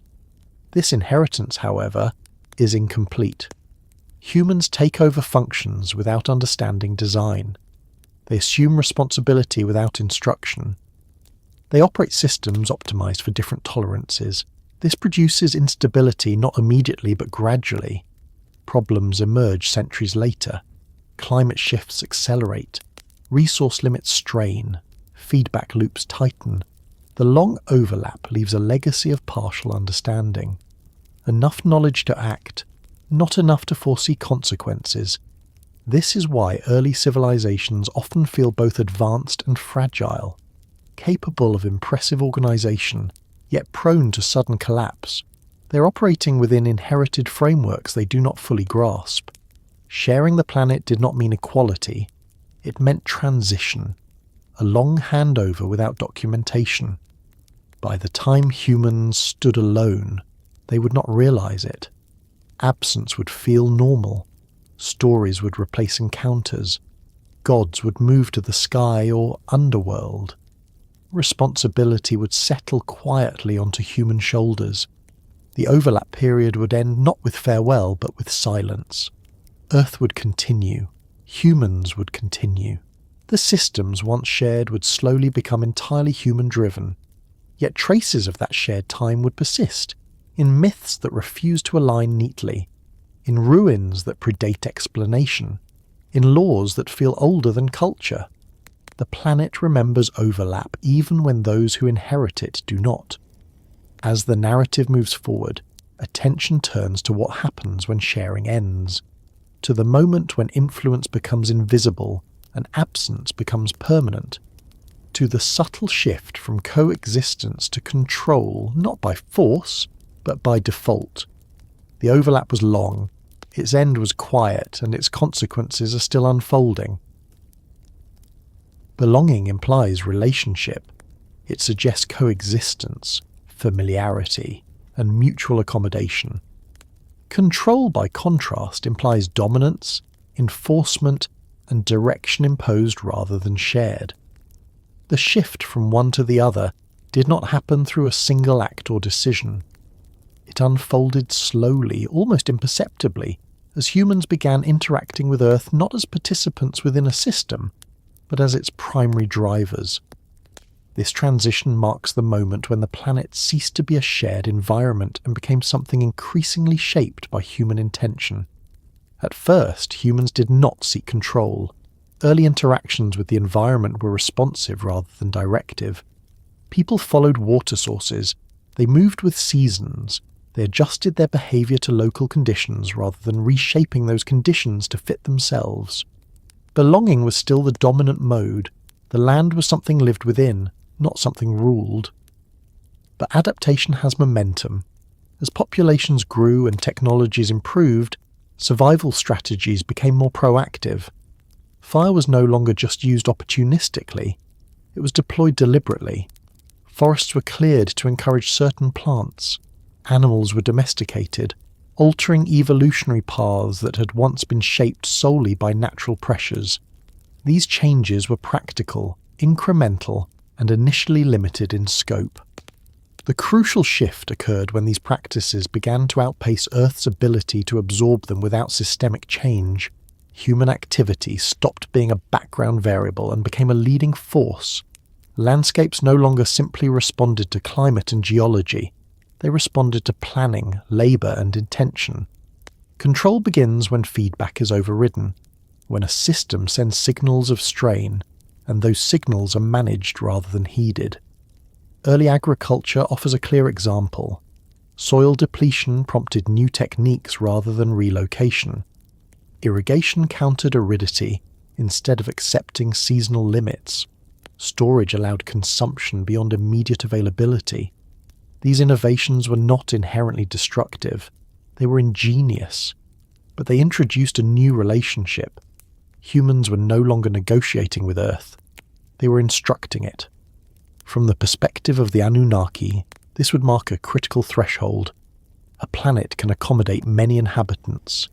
It struggles when one species begins rewriting the rules that govern everyone else. Belonging allows for correction. When conditions worsen, inhabitants adapt or move. Control resists correction. It attempts to stabilize outcomes through increased intervention. Each layer of control demands another to support it. Complexity grows, fragility increases. As humans assumed more control, the systems previously managed quietly by others would begin to conflict with new priorities. Agricultural expansion might disrupt climate moderation. Urbanization might strain hydrological systems. Resource extraction might destabilize geological or ecological balances long maintained within narrow limits. At this stage, continued Anunnaki involvement would face diminishing returns. Maintaining equilibrium would require more overt action, more visible intervention, more direct limitation of human behavior. This introduces a problem. Control imposed from outside a system already asserting its own agency leads to resistance.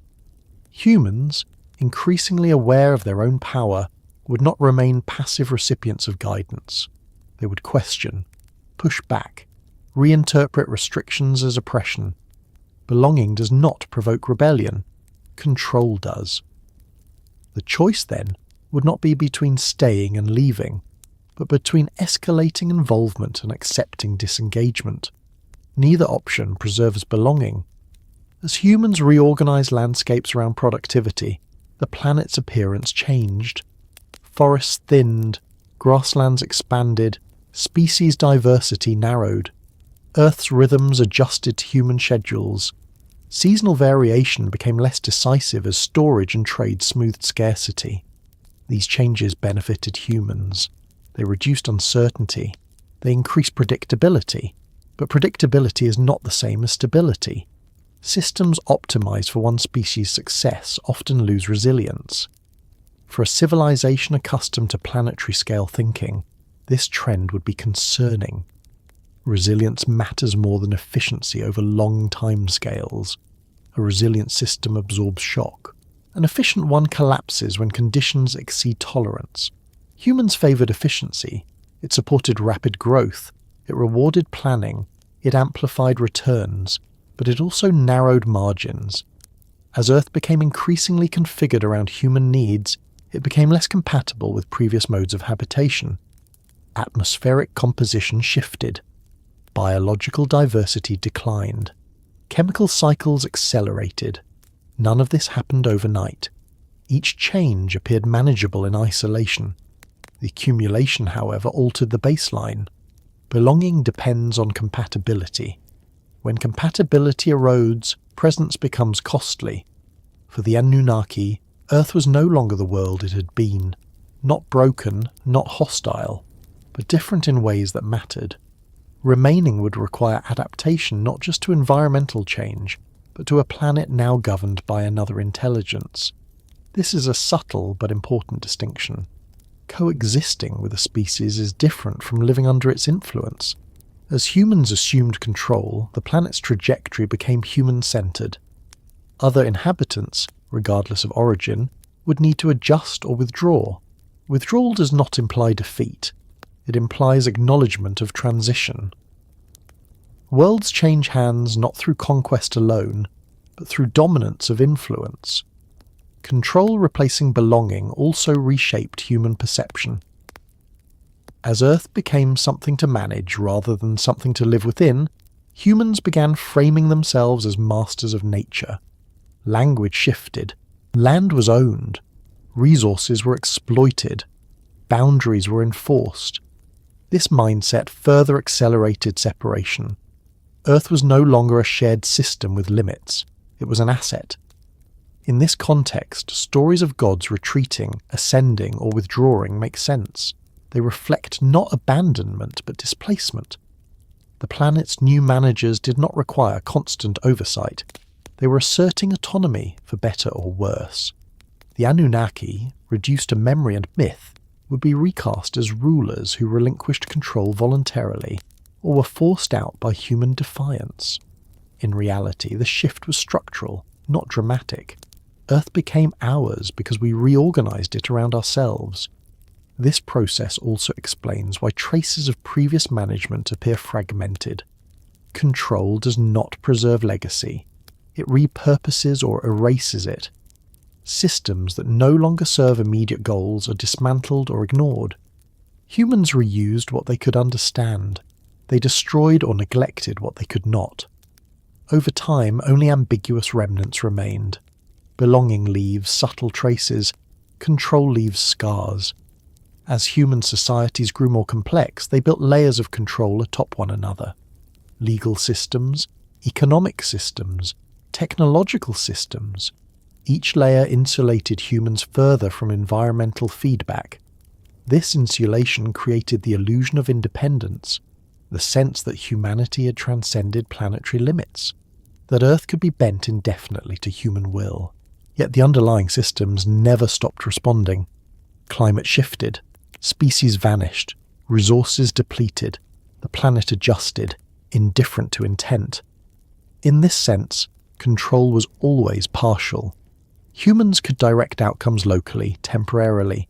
They could not escape planetary dynamics. The difference was perception. Humans believed they owned the process. For the Anunnaki, watching this unfold would confirm that Earth had moved beyond shared habitation. The planet was no longer being maintained for stability.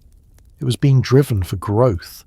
Growth is not inherently bad, but growth without oversight accelerates risk. At this stage, continued presence would require imposing constraints humans were increasingly unwilling to accept. Influence would become interference. Guidance would become obstruction. Disengagement becomes the least disruptive option. Earth becomes ours not because it was given, but because we took responsibility without understanding cost. This responsibility is heavy. It includes consequences previously buffered by older systems.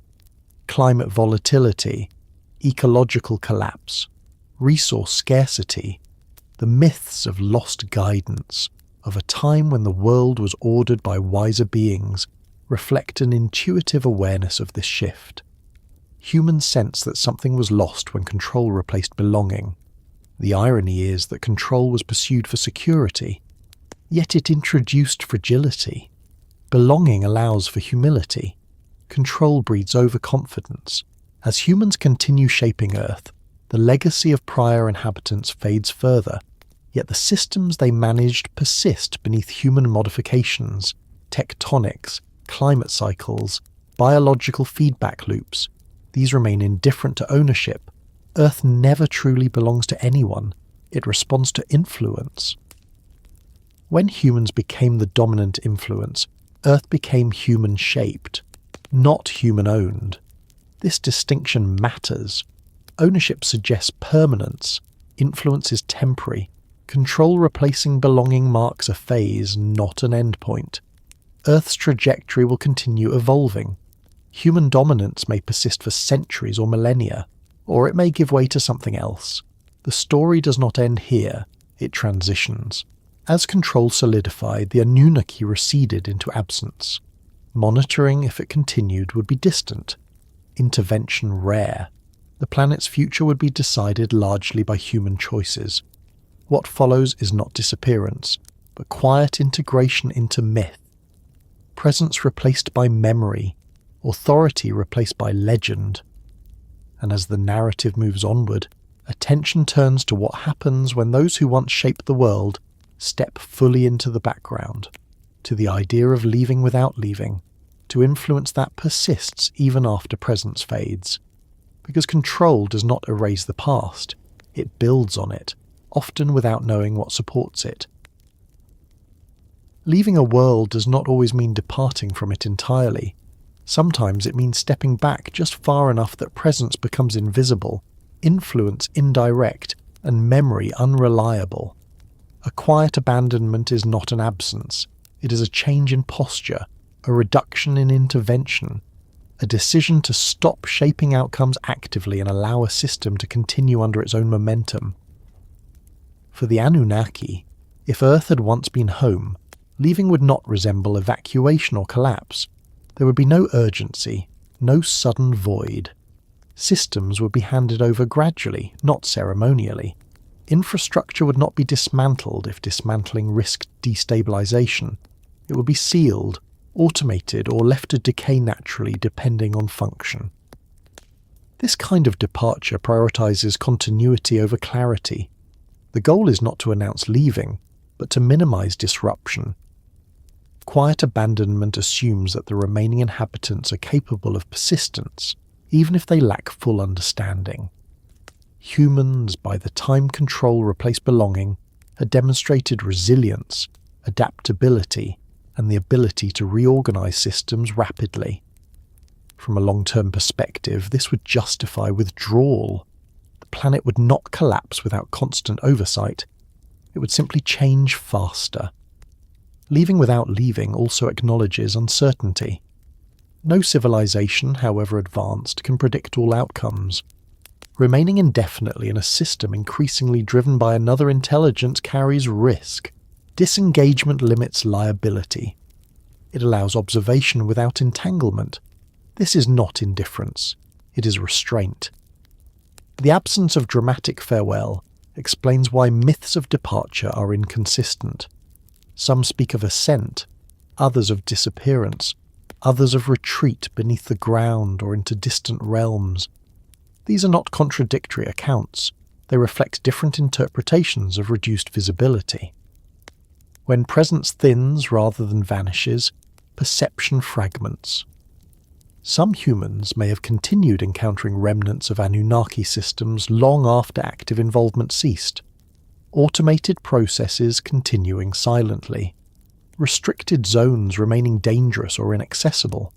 Environmental patterns persisting without explanation. These would not signal absence. They would signal silence. Silence is unsettling. It invites interpretation. Over generations, silence becomes story. Stories solidify into belief. Leaving quietly also means allowing reinterpretation. Once guidance stops, humans fill gaps with meaning. Former administrators become gods. Operational rules become moral laws. Warnings become commandments. The absence of explanation transforms function into mystery. This process is not deception. It is a natural consequence of discontinuity. An overt departure would preserve context. A quiet one erases it. Why choose quiet abandonment over explicit withdrawal? Because explicit withdrawal invites reaction. Fear, pursuit, dependence. It creates narratives of loss that destabilize social structures. Silence allows societies to adapt without shock. From the perspective of system stability, silence is safer. Quiet abandonment also reflects an understanding of time. Human generations are short. Memory fades quickly. Presence recedes even faster. Within a few thousand years, active involvement would be indistinguishable from myth. The planet would feel fully human. This timescale would be acceptable to beings accustomed to measuring existence in geological terms. Leaving without leaving also preserves optionality. Withdrawal does not eliminate observation.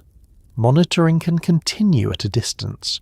Limited engagement remains possible if conditions warrant it. Absence does not preclude return. This matters because planetary systems are not static. Human dominance is not guaranteed indefinitely. If Earth's trajectory changes again, future involvement might become relevant. Quiet abandonment keeps doors open without keeping hands on the controls. For humans, this process would feel like abandonment only in hindsight. At the time, there would be no clear moment when guidance ended. No final instruction, no closing of the door, just increasing distance. This gradual fading would produce a sense of loss without an object. A feeling that something once present was gone, without knowing exactly what or when. Many ancient myths reflect this sensation. Stories of gods who walked among people and then withdrew, of a time when the world was ordered and communication direct, of a decline from closeness to separation. These narratives are often framed morally. Humanity is said to have fallen, to have angered the gods, to have lost favour. But morality is a human lens applied to structural change. The shift was not punishment, it was transition. Quiet abandonment also explains why remnants of Anunnaki influence appear unevenly distributed. Some regions preserve strong mythological memory, others show none.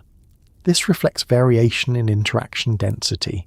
Places more central to earlier systems retained more echoes. As humans expanded into new regions, they encountered fewer traces. Their stories differed accordingly. A fragmented mythology emerged. Infrastructure left behind would degrade unevenly. Some structures would erode quickly. Others, built for durability, would persist. Humans encountering these would assign significance based on visibility rather than importance. This is why some sites become sacred while others are ignored. Sacredness follows encounter, not function. Quiet abandonment also affects responsibility. When guidance ends without explanation, successors inherit systems without manuals. They operate by trial and error. Success reinforces confidence. Failure is attributed to fate, gods, or chance. This creates a long lag between action and consequence. Humans alter systems without immediate feedback. Problems accumulate slowly. From a planetary perspective, this is dangerous, but not unprecedented. Earth has absorbed many dominant species before. It will absorb humans as well, one way or another. The Anunnaki, observing from distance, if at all, would not need to intervene unless thresholds were crossed that threaten broader systems. Local collapse is part of planetary history. Global destabilization is rarer. Quiet abandonment places trust in resilience. Not moral trust, but systemic trust. For humans, the absence of overt oversight accelerates independence. Cultures diverge, technologies advance, experimentation increases. Without a stabilizing external reference, innovation becomes riskier but faster. This trade-off defines human history. Leaving without leaving also ensures that no single human authority can claim legitimacy based on continued endorsement. Divine right erodes when gods are silent. Power becomes contested. Politics emerges fully. This may be intentional. A species cannot mature under constant supervision. Silence forces autonomy. The cost is confusion. The benefit is agency. Over time, memory of Anunnaki presence would compress into archetypes: sky gods, earth gods, lawgivers, destroyers, creators. These figures blend roles once held by different functions. Precision is lost. What remains is atmosphere, a sense that something larger once shaped the world. This sense persists because Earth still bears the imprint of older systems. Climate patterns, geological arrangements, biological constraints. Humans operate within these whether they acknowledge them or not. Quiet abandonment does not remove influence, it removes authorship. Humans take credit for what works and blame fate for what does not. This dynamic continues today. The idea of abandonment implies absence of care. But quiet abandonment is not neglect, it is acceptance. Acceptance that control has passed, that stewardship has shifted. For the Anunnaki, leaving Earth quietly would not be a failure, it would be completion, the end of one phase and the beginning of another. From a longer view, Earth did not lose its caretakers, it gained new ones. Whether those caretakers understand what they have inherited is an open question.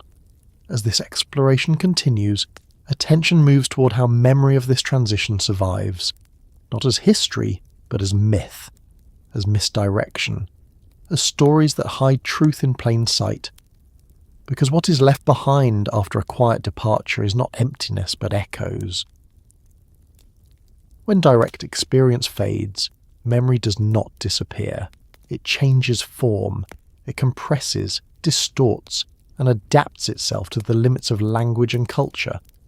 What cannot be remembered accurately is remembered symbolically. This is how afterimages form. Not clear pictures of what was, but lingering impressions shaped by distance and interpretation. In this way, the Anunnaki did not vanish from human awareness when their presence diminished. They transformed. Myth is not born from imagination alone. It emerges when experience outlives explanation, when events are remembered long after their context has been lost. Early humans did not invent gods in a vacuum. They reinterpreted figures whose roles they no longer understood, whose actions no longer made sense within a purely human framework. As the Anunnaki withdrew quietly, interaction thinned. Guidance became sporadic. Appearances rare. Over generations, familiarity turned into reverence. Reverence turned into worship. The practical became sacred. This process is observable even within short spans of human history. Leaders become legends. Engineers become heroes. Laws become commandments. Memory elevates what it can no longer explain. In the case of the Anunnaki, this elevation was amplified by asymmetry. Humans remembered beings whose capabilities exceeded their own. Longevity, knowledge, authority over systems humans depended on but could not control. When such figures recede, absence magnifies their perceived power. Myths form not to deceive, but to preserve coherence. A world without explanation is unsettling. Myth fills gaps. It provides structure. It stabilizes identity. When former inhabitants become gods, it is not because humans choose fantasy over truth. It is because truth has become inaccessible. Mythologization follows patterns. First, roles are simplified. Complex administrative functions become singular divine attributes.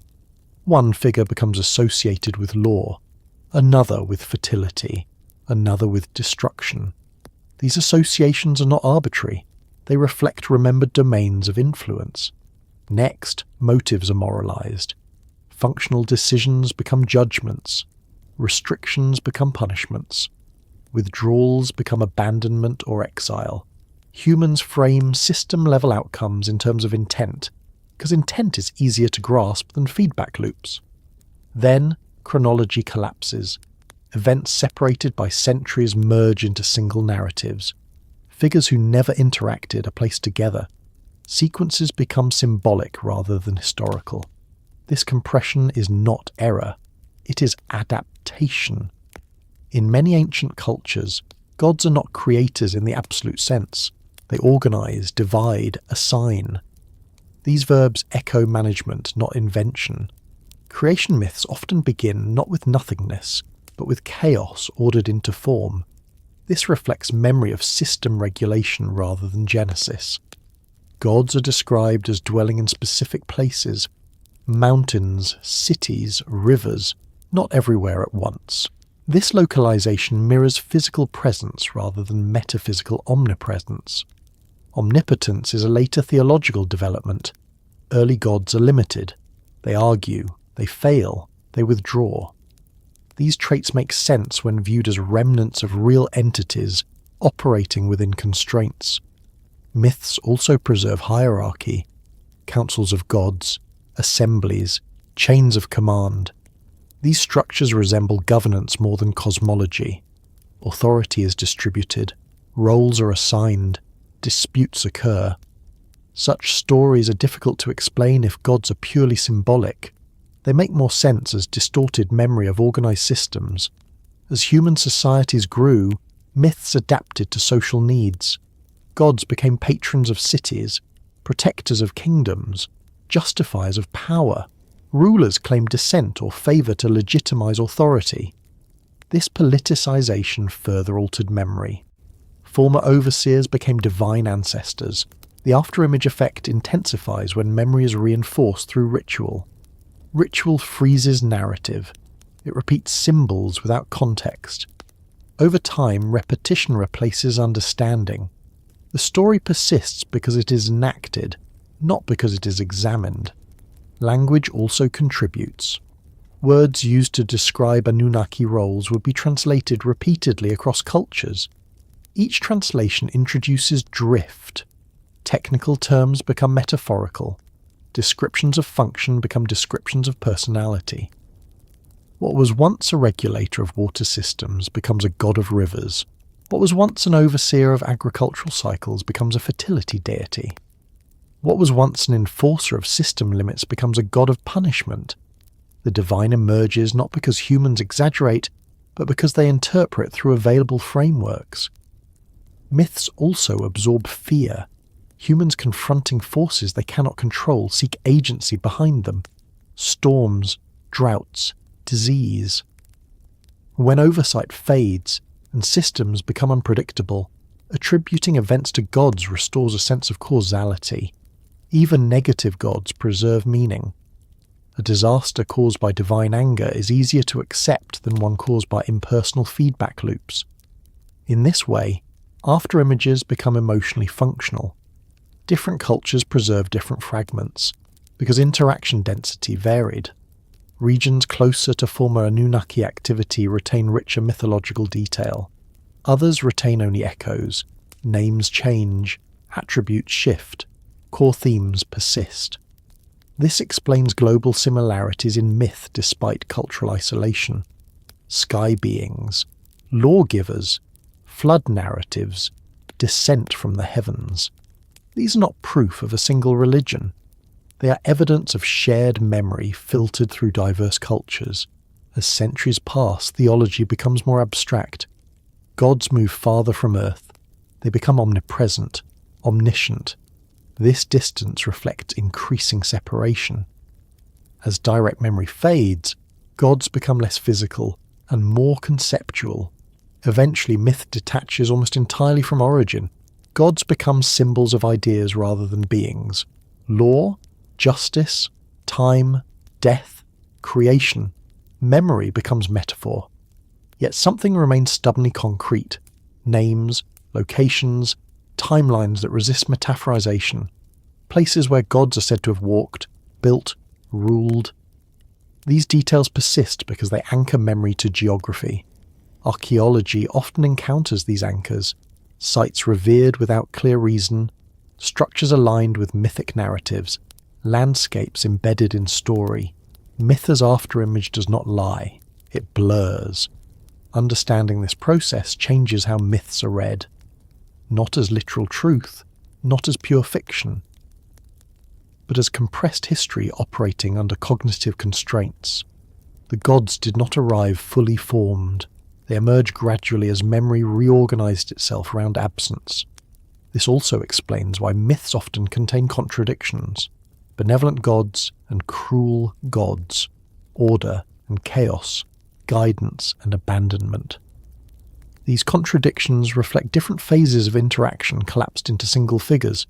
Humans remember both help and withdrawal, instruction and silence. Myths reconcile this by attributing change to divine mood or moral judgment. In reality, the change was structural. Afterimages persist because they serve identity. They explain origin. They justify order. They provide continuity across generations. Letting go of gods entirely is difficult because it means confronting inheritance without explanation. Even today, narratives of lost, advanced civilizations, sky beings, and ancient teachers persist. They adapt to modern frameworks. Aliens replace gods. Technology replaces magic. The pattern remains.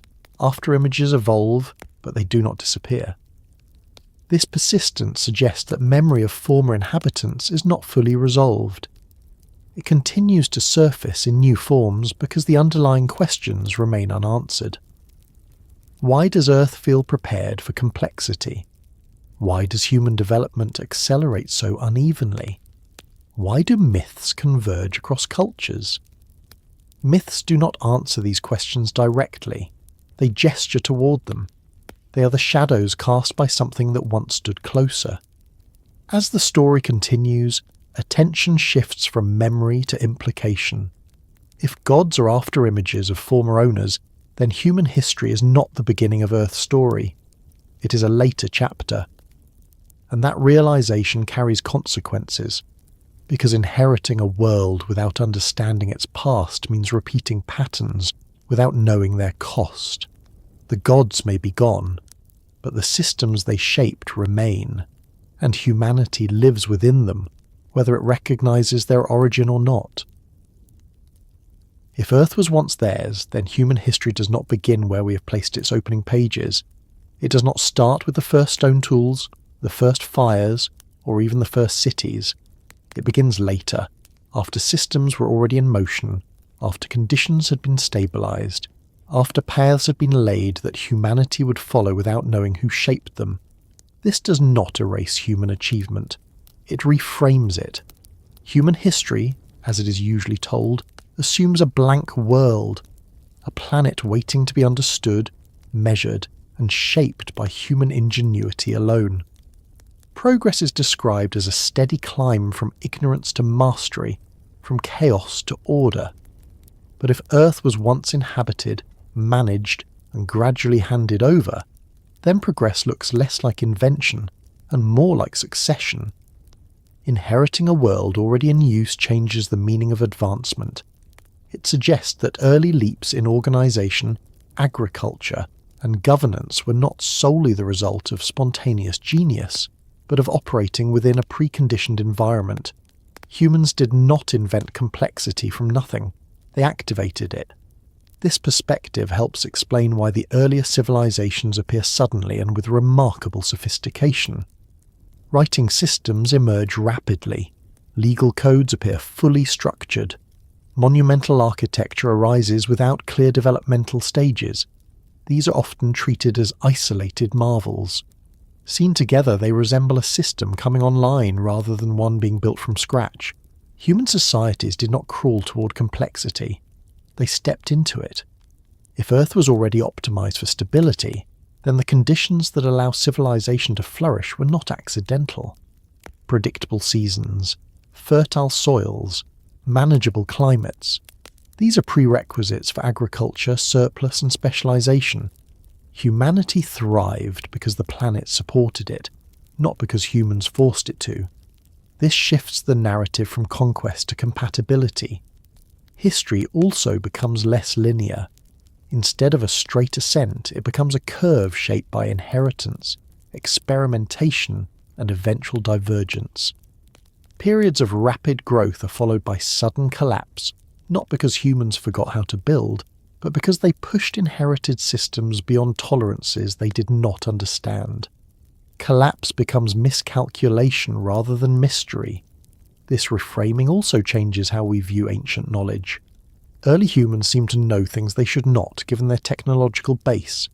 Astronomy appears before optics, engineering before metallurgy, medicine before chemistry. These inconsistencies are often explained as coincidence or intuition, but intuition does not align pyramids with stellar cycles across millennia. It does not produce standardized measurements across distant cultures. It does not encode environmental management into ritual. Inheritance does. If humans entered a world already structured, then learning did not always require discovery. It required observation. Patterns were followed because they worked. Practices were preserved because deviation caused failure. Over time, the why was forgotten, but the how remained. This explains why so many ancient traditions emphasize preservation over innovation.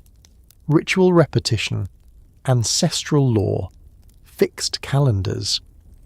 Change was feared because systems were fragile. Humans sensed that deviation carried risk, even if they could not articulate why.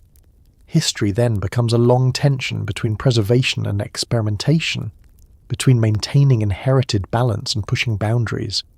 This tension defines civilization.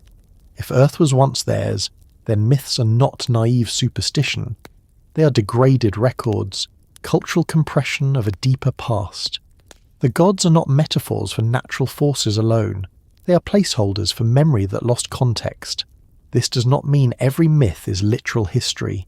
It means history survived as myth because it could not survive as fact. Human history also becomes less anthropocentric. Humans are not the first agents to shape Earth. They are not the final ones either. They are participants in a longer planetary story. This perspective humbles without diminishing. It suggests that intelligence emerges repeatedly under the right conditions, that stewardship is temporary, that dominance is not destiny. It also reframes the idea of exceptionalism.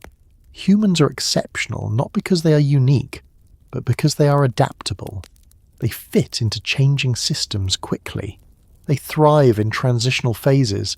That adaptability allowed humans to take over roles once held by others, monitoring, managing, modifying. But without full understanding, this takeover introduced risk. Human history is filled with cycles of expansion and collapse precisely because humans inherited systems optimized for stability, then pushed them toward efficiency.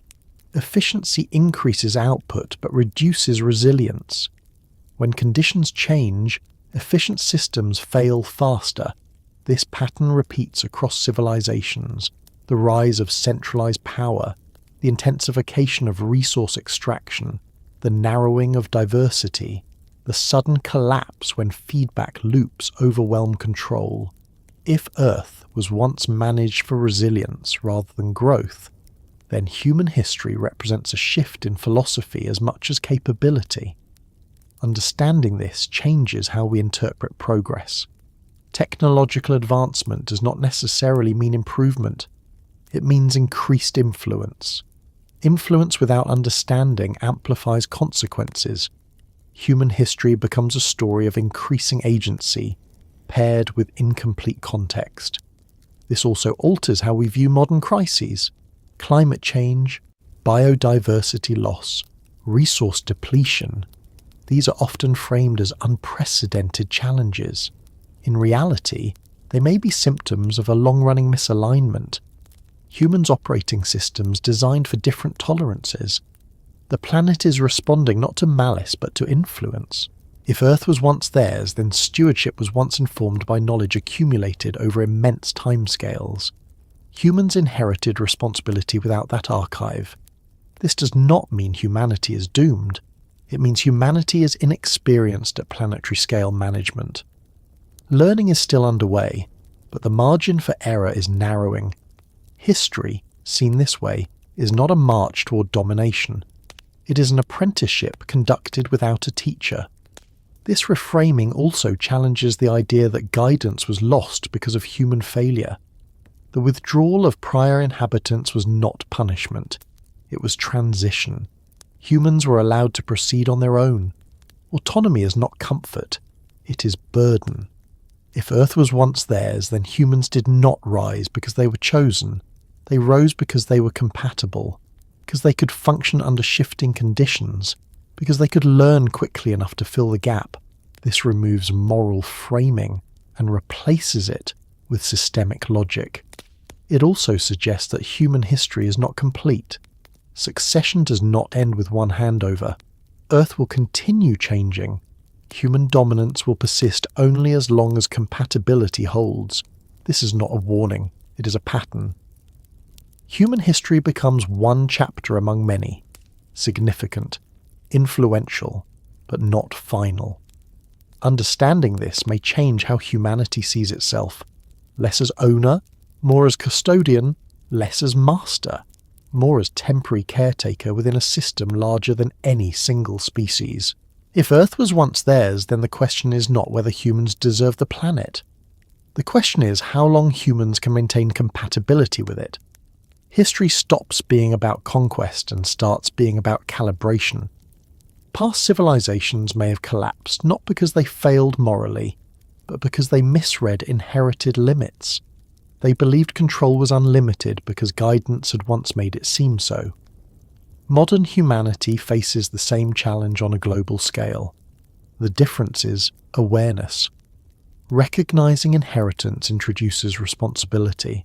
It suggests that the planet's systems have deeper roots than human design, that feedback loops existed long before human intervention, that ignoring them carries consequences. Human history, reframed, becomes less heroic and more instructive, a record of learning how to live within limits rather than transcend them. This does not strip humanity of meaning, it grounds it. If Earth was once theirs, then humans are not latecomers stumbling blindly. They are successors stepping into a role that requires maturity rather than dominance. The past then becomes a guide, not because it holds answers, but because it reveals patterns, and patterns, once seen, can be respected. As this story approaches its final movement, attention turns away from history and toward implication. Not what was, but what it means to live on a world with a past deeper than memory.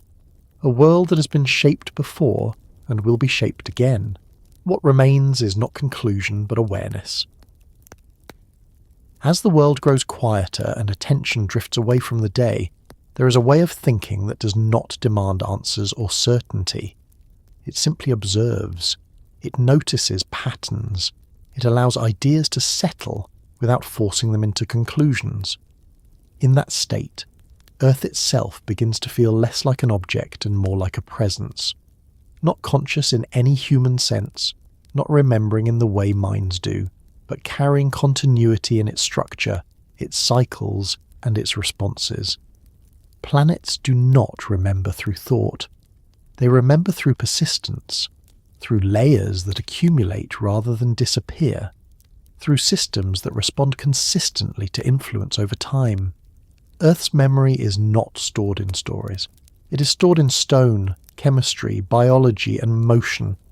If Earth was once shaped, managed, or inhabited by others before humanity, then traces of that time would not vanish, simply because those inhabitants left. Influence alters trajectories. Adjustments ripple forward. A system nudged in one direction continues moving that way long after the initial force is gone. This is how memory functions at a planetary scale, not as recollection, but as momentum. The climate patterns that allowed agriculture to flourish did not arise overnight. The balance between oceans and atmosphere that stabilized temperatures did not self-organize randomly. These conditions emerged through long interaction between Earth's internal processes and external influences. Once established, they persisted, carrying forward the imprint of earlier states. Biology remembers this way as well. Evolution does not erase its past, it builds on it. Genetic pathways shaped under previous conditions remain embedded, even when environments change.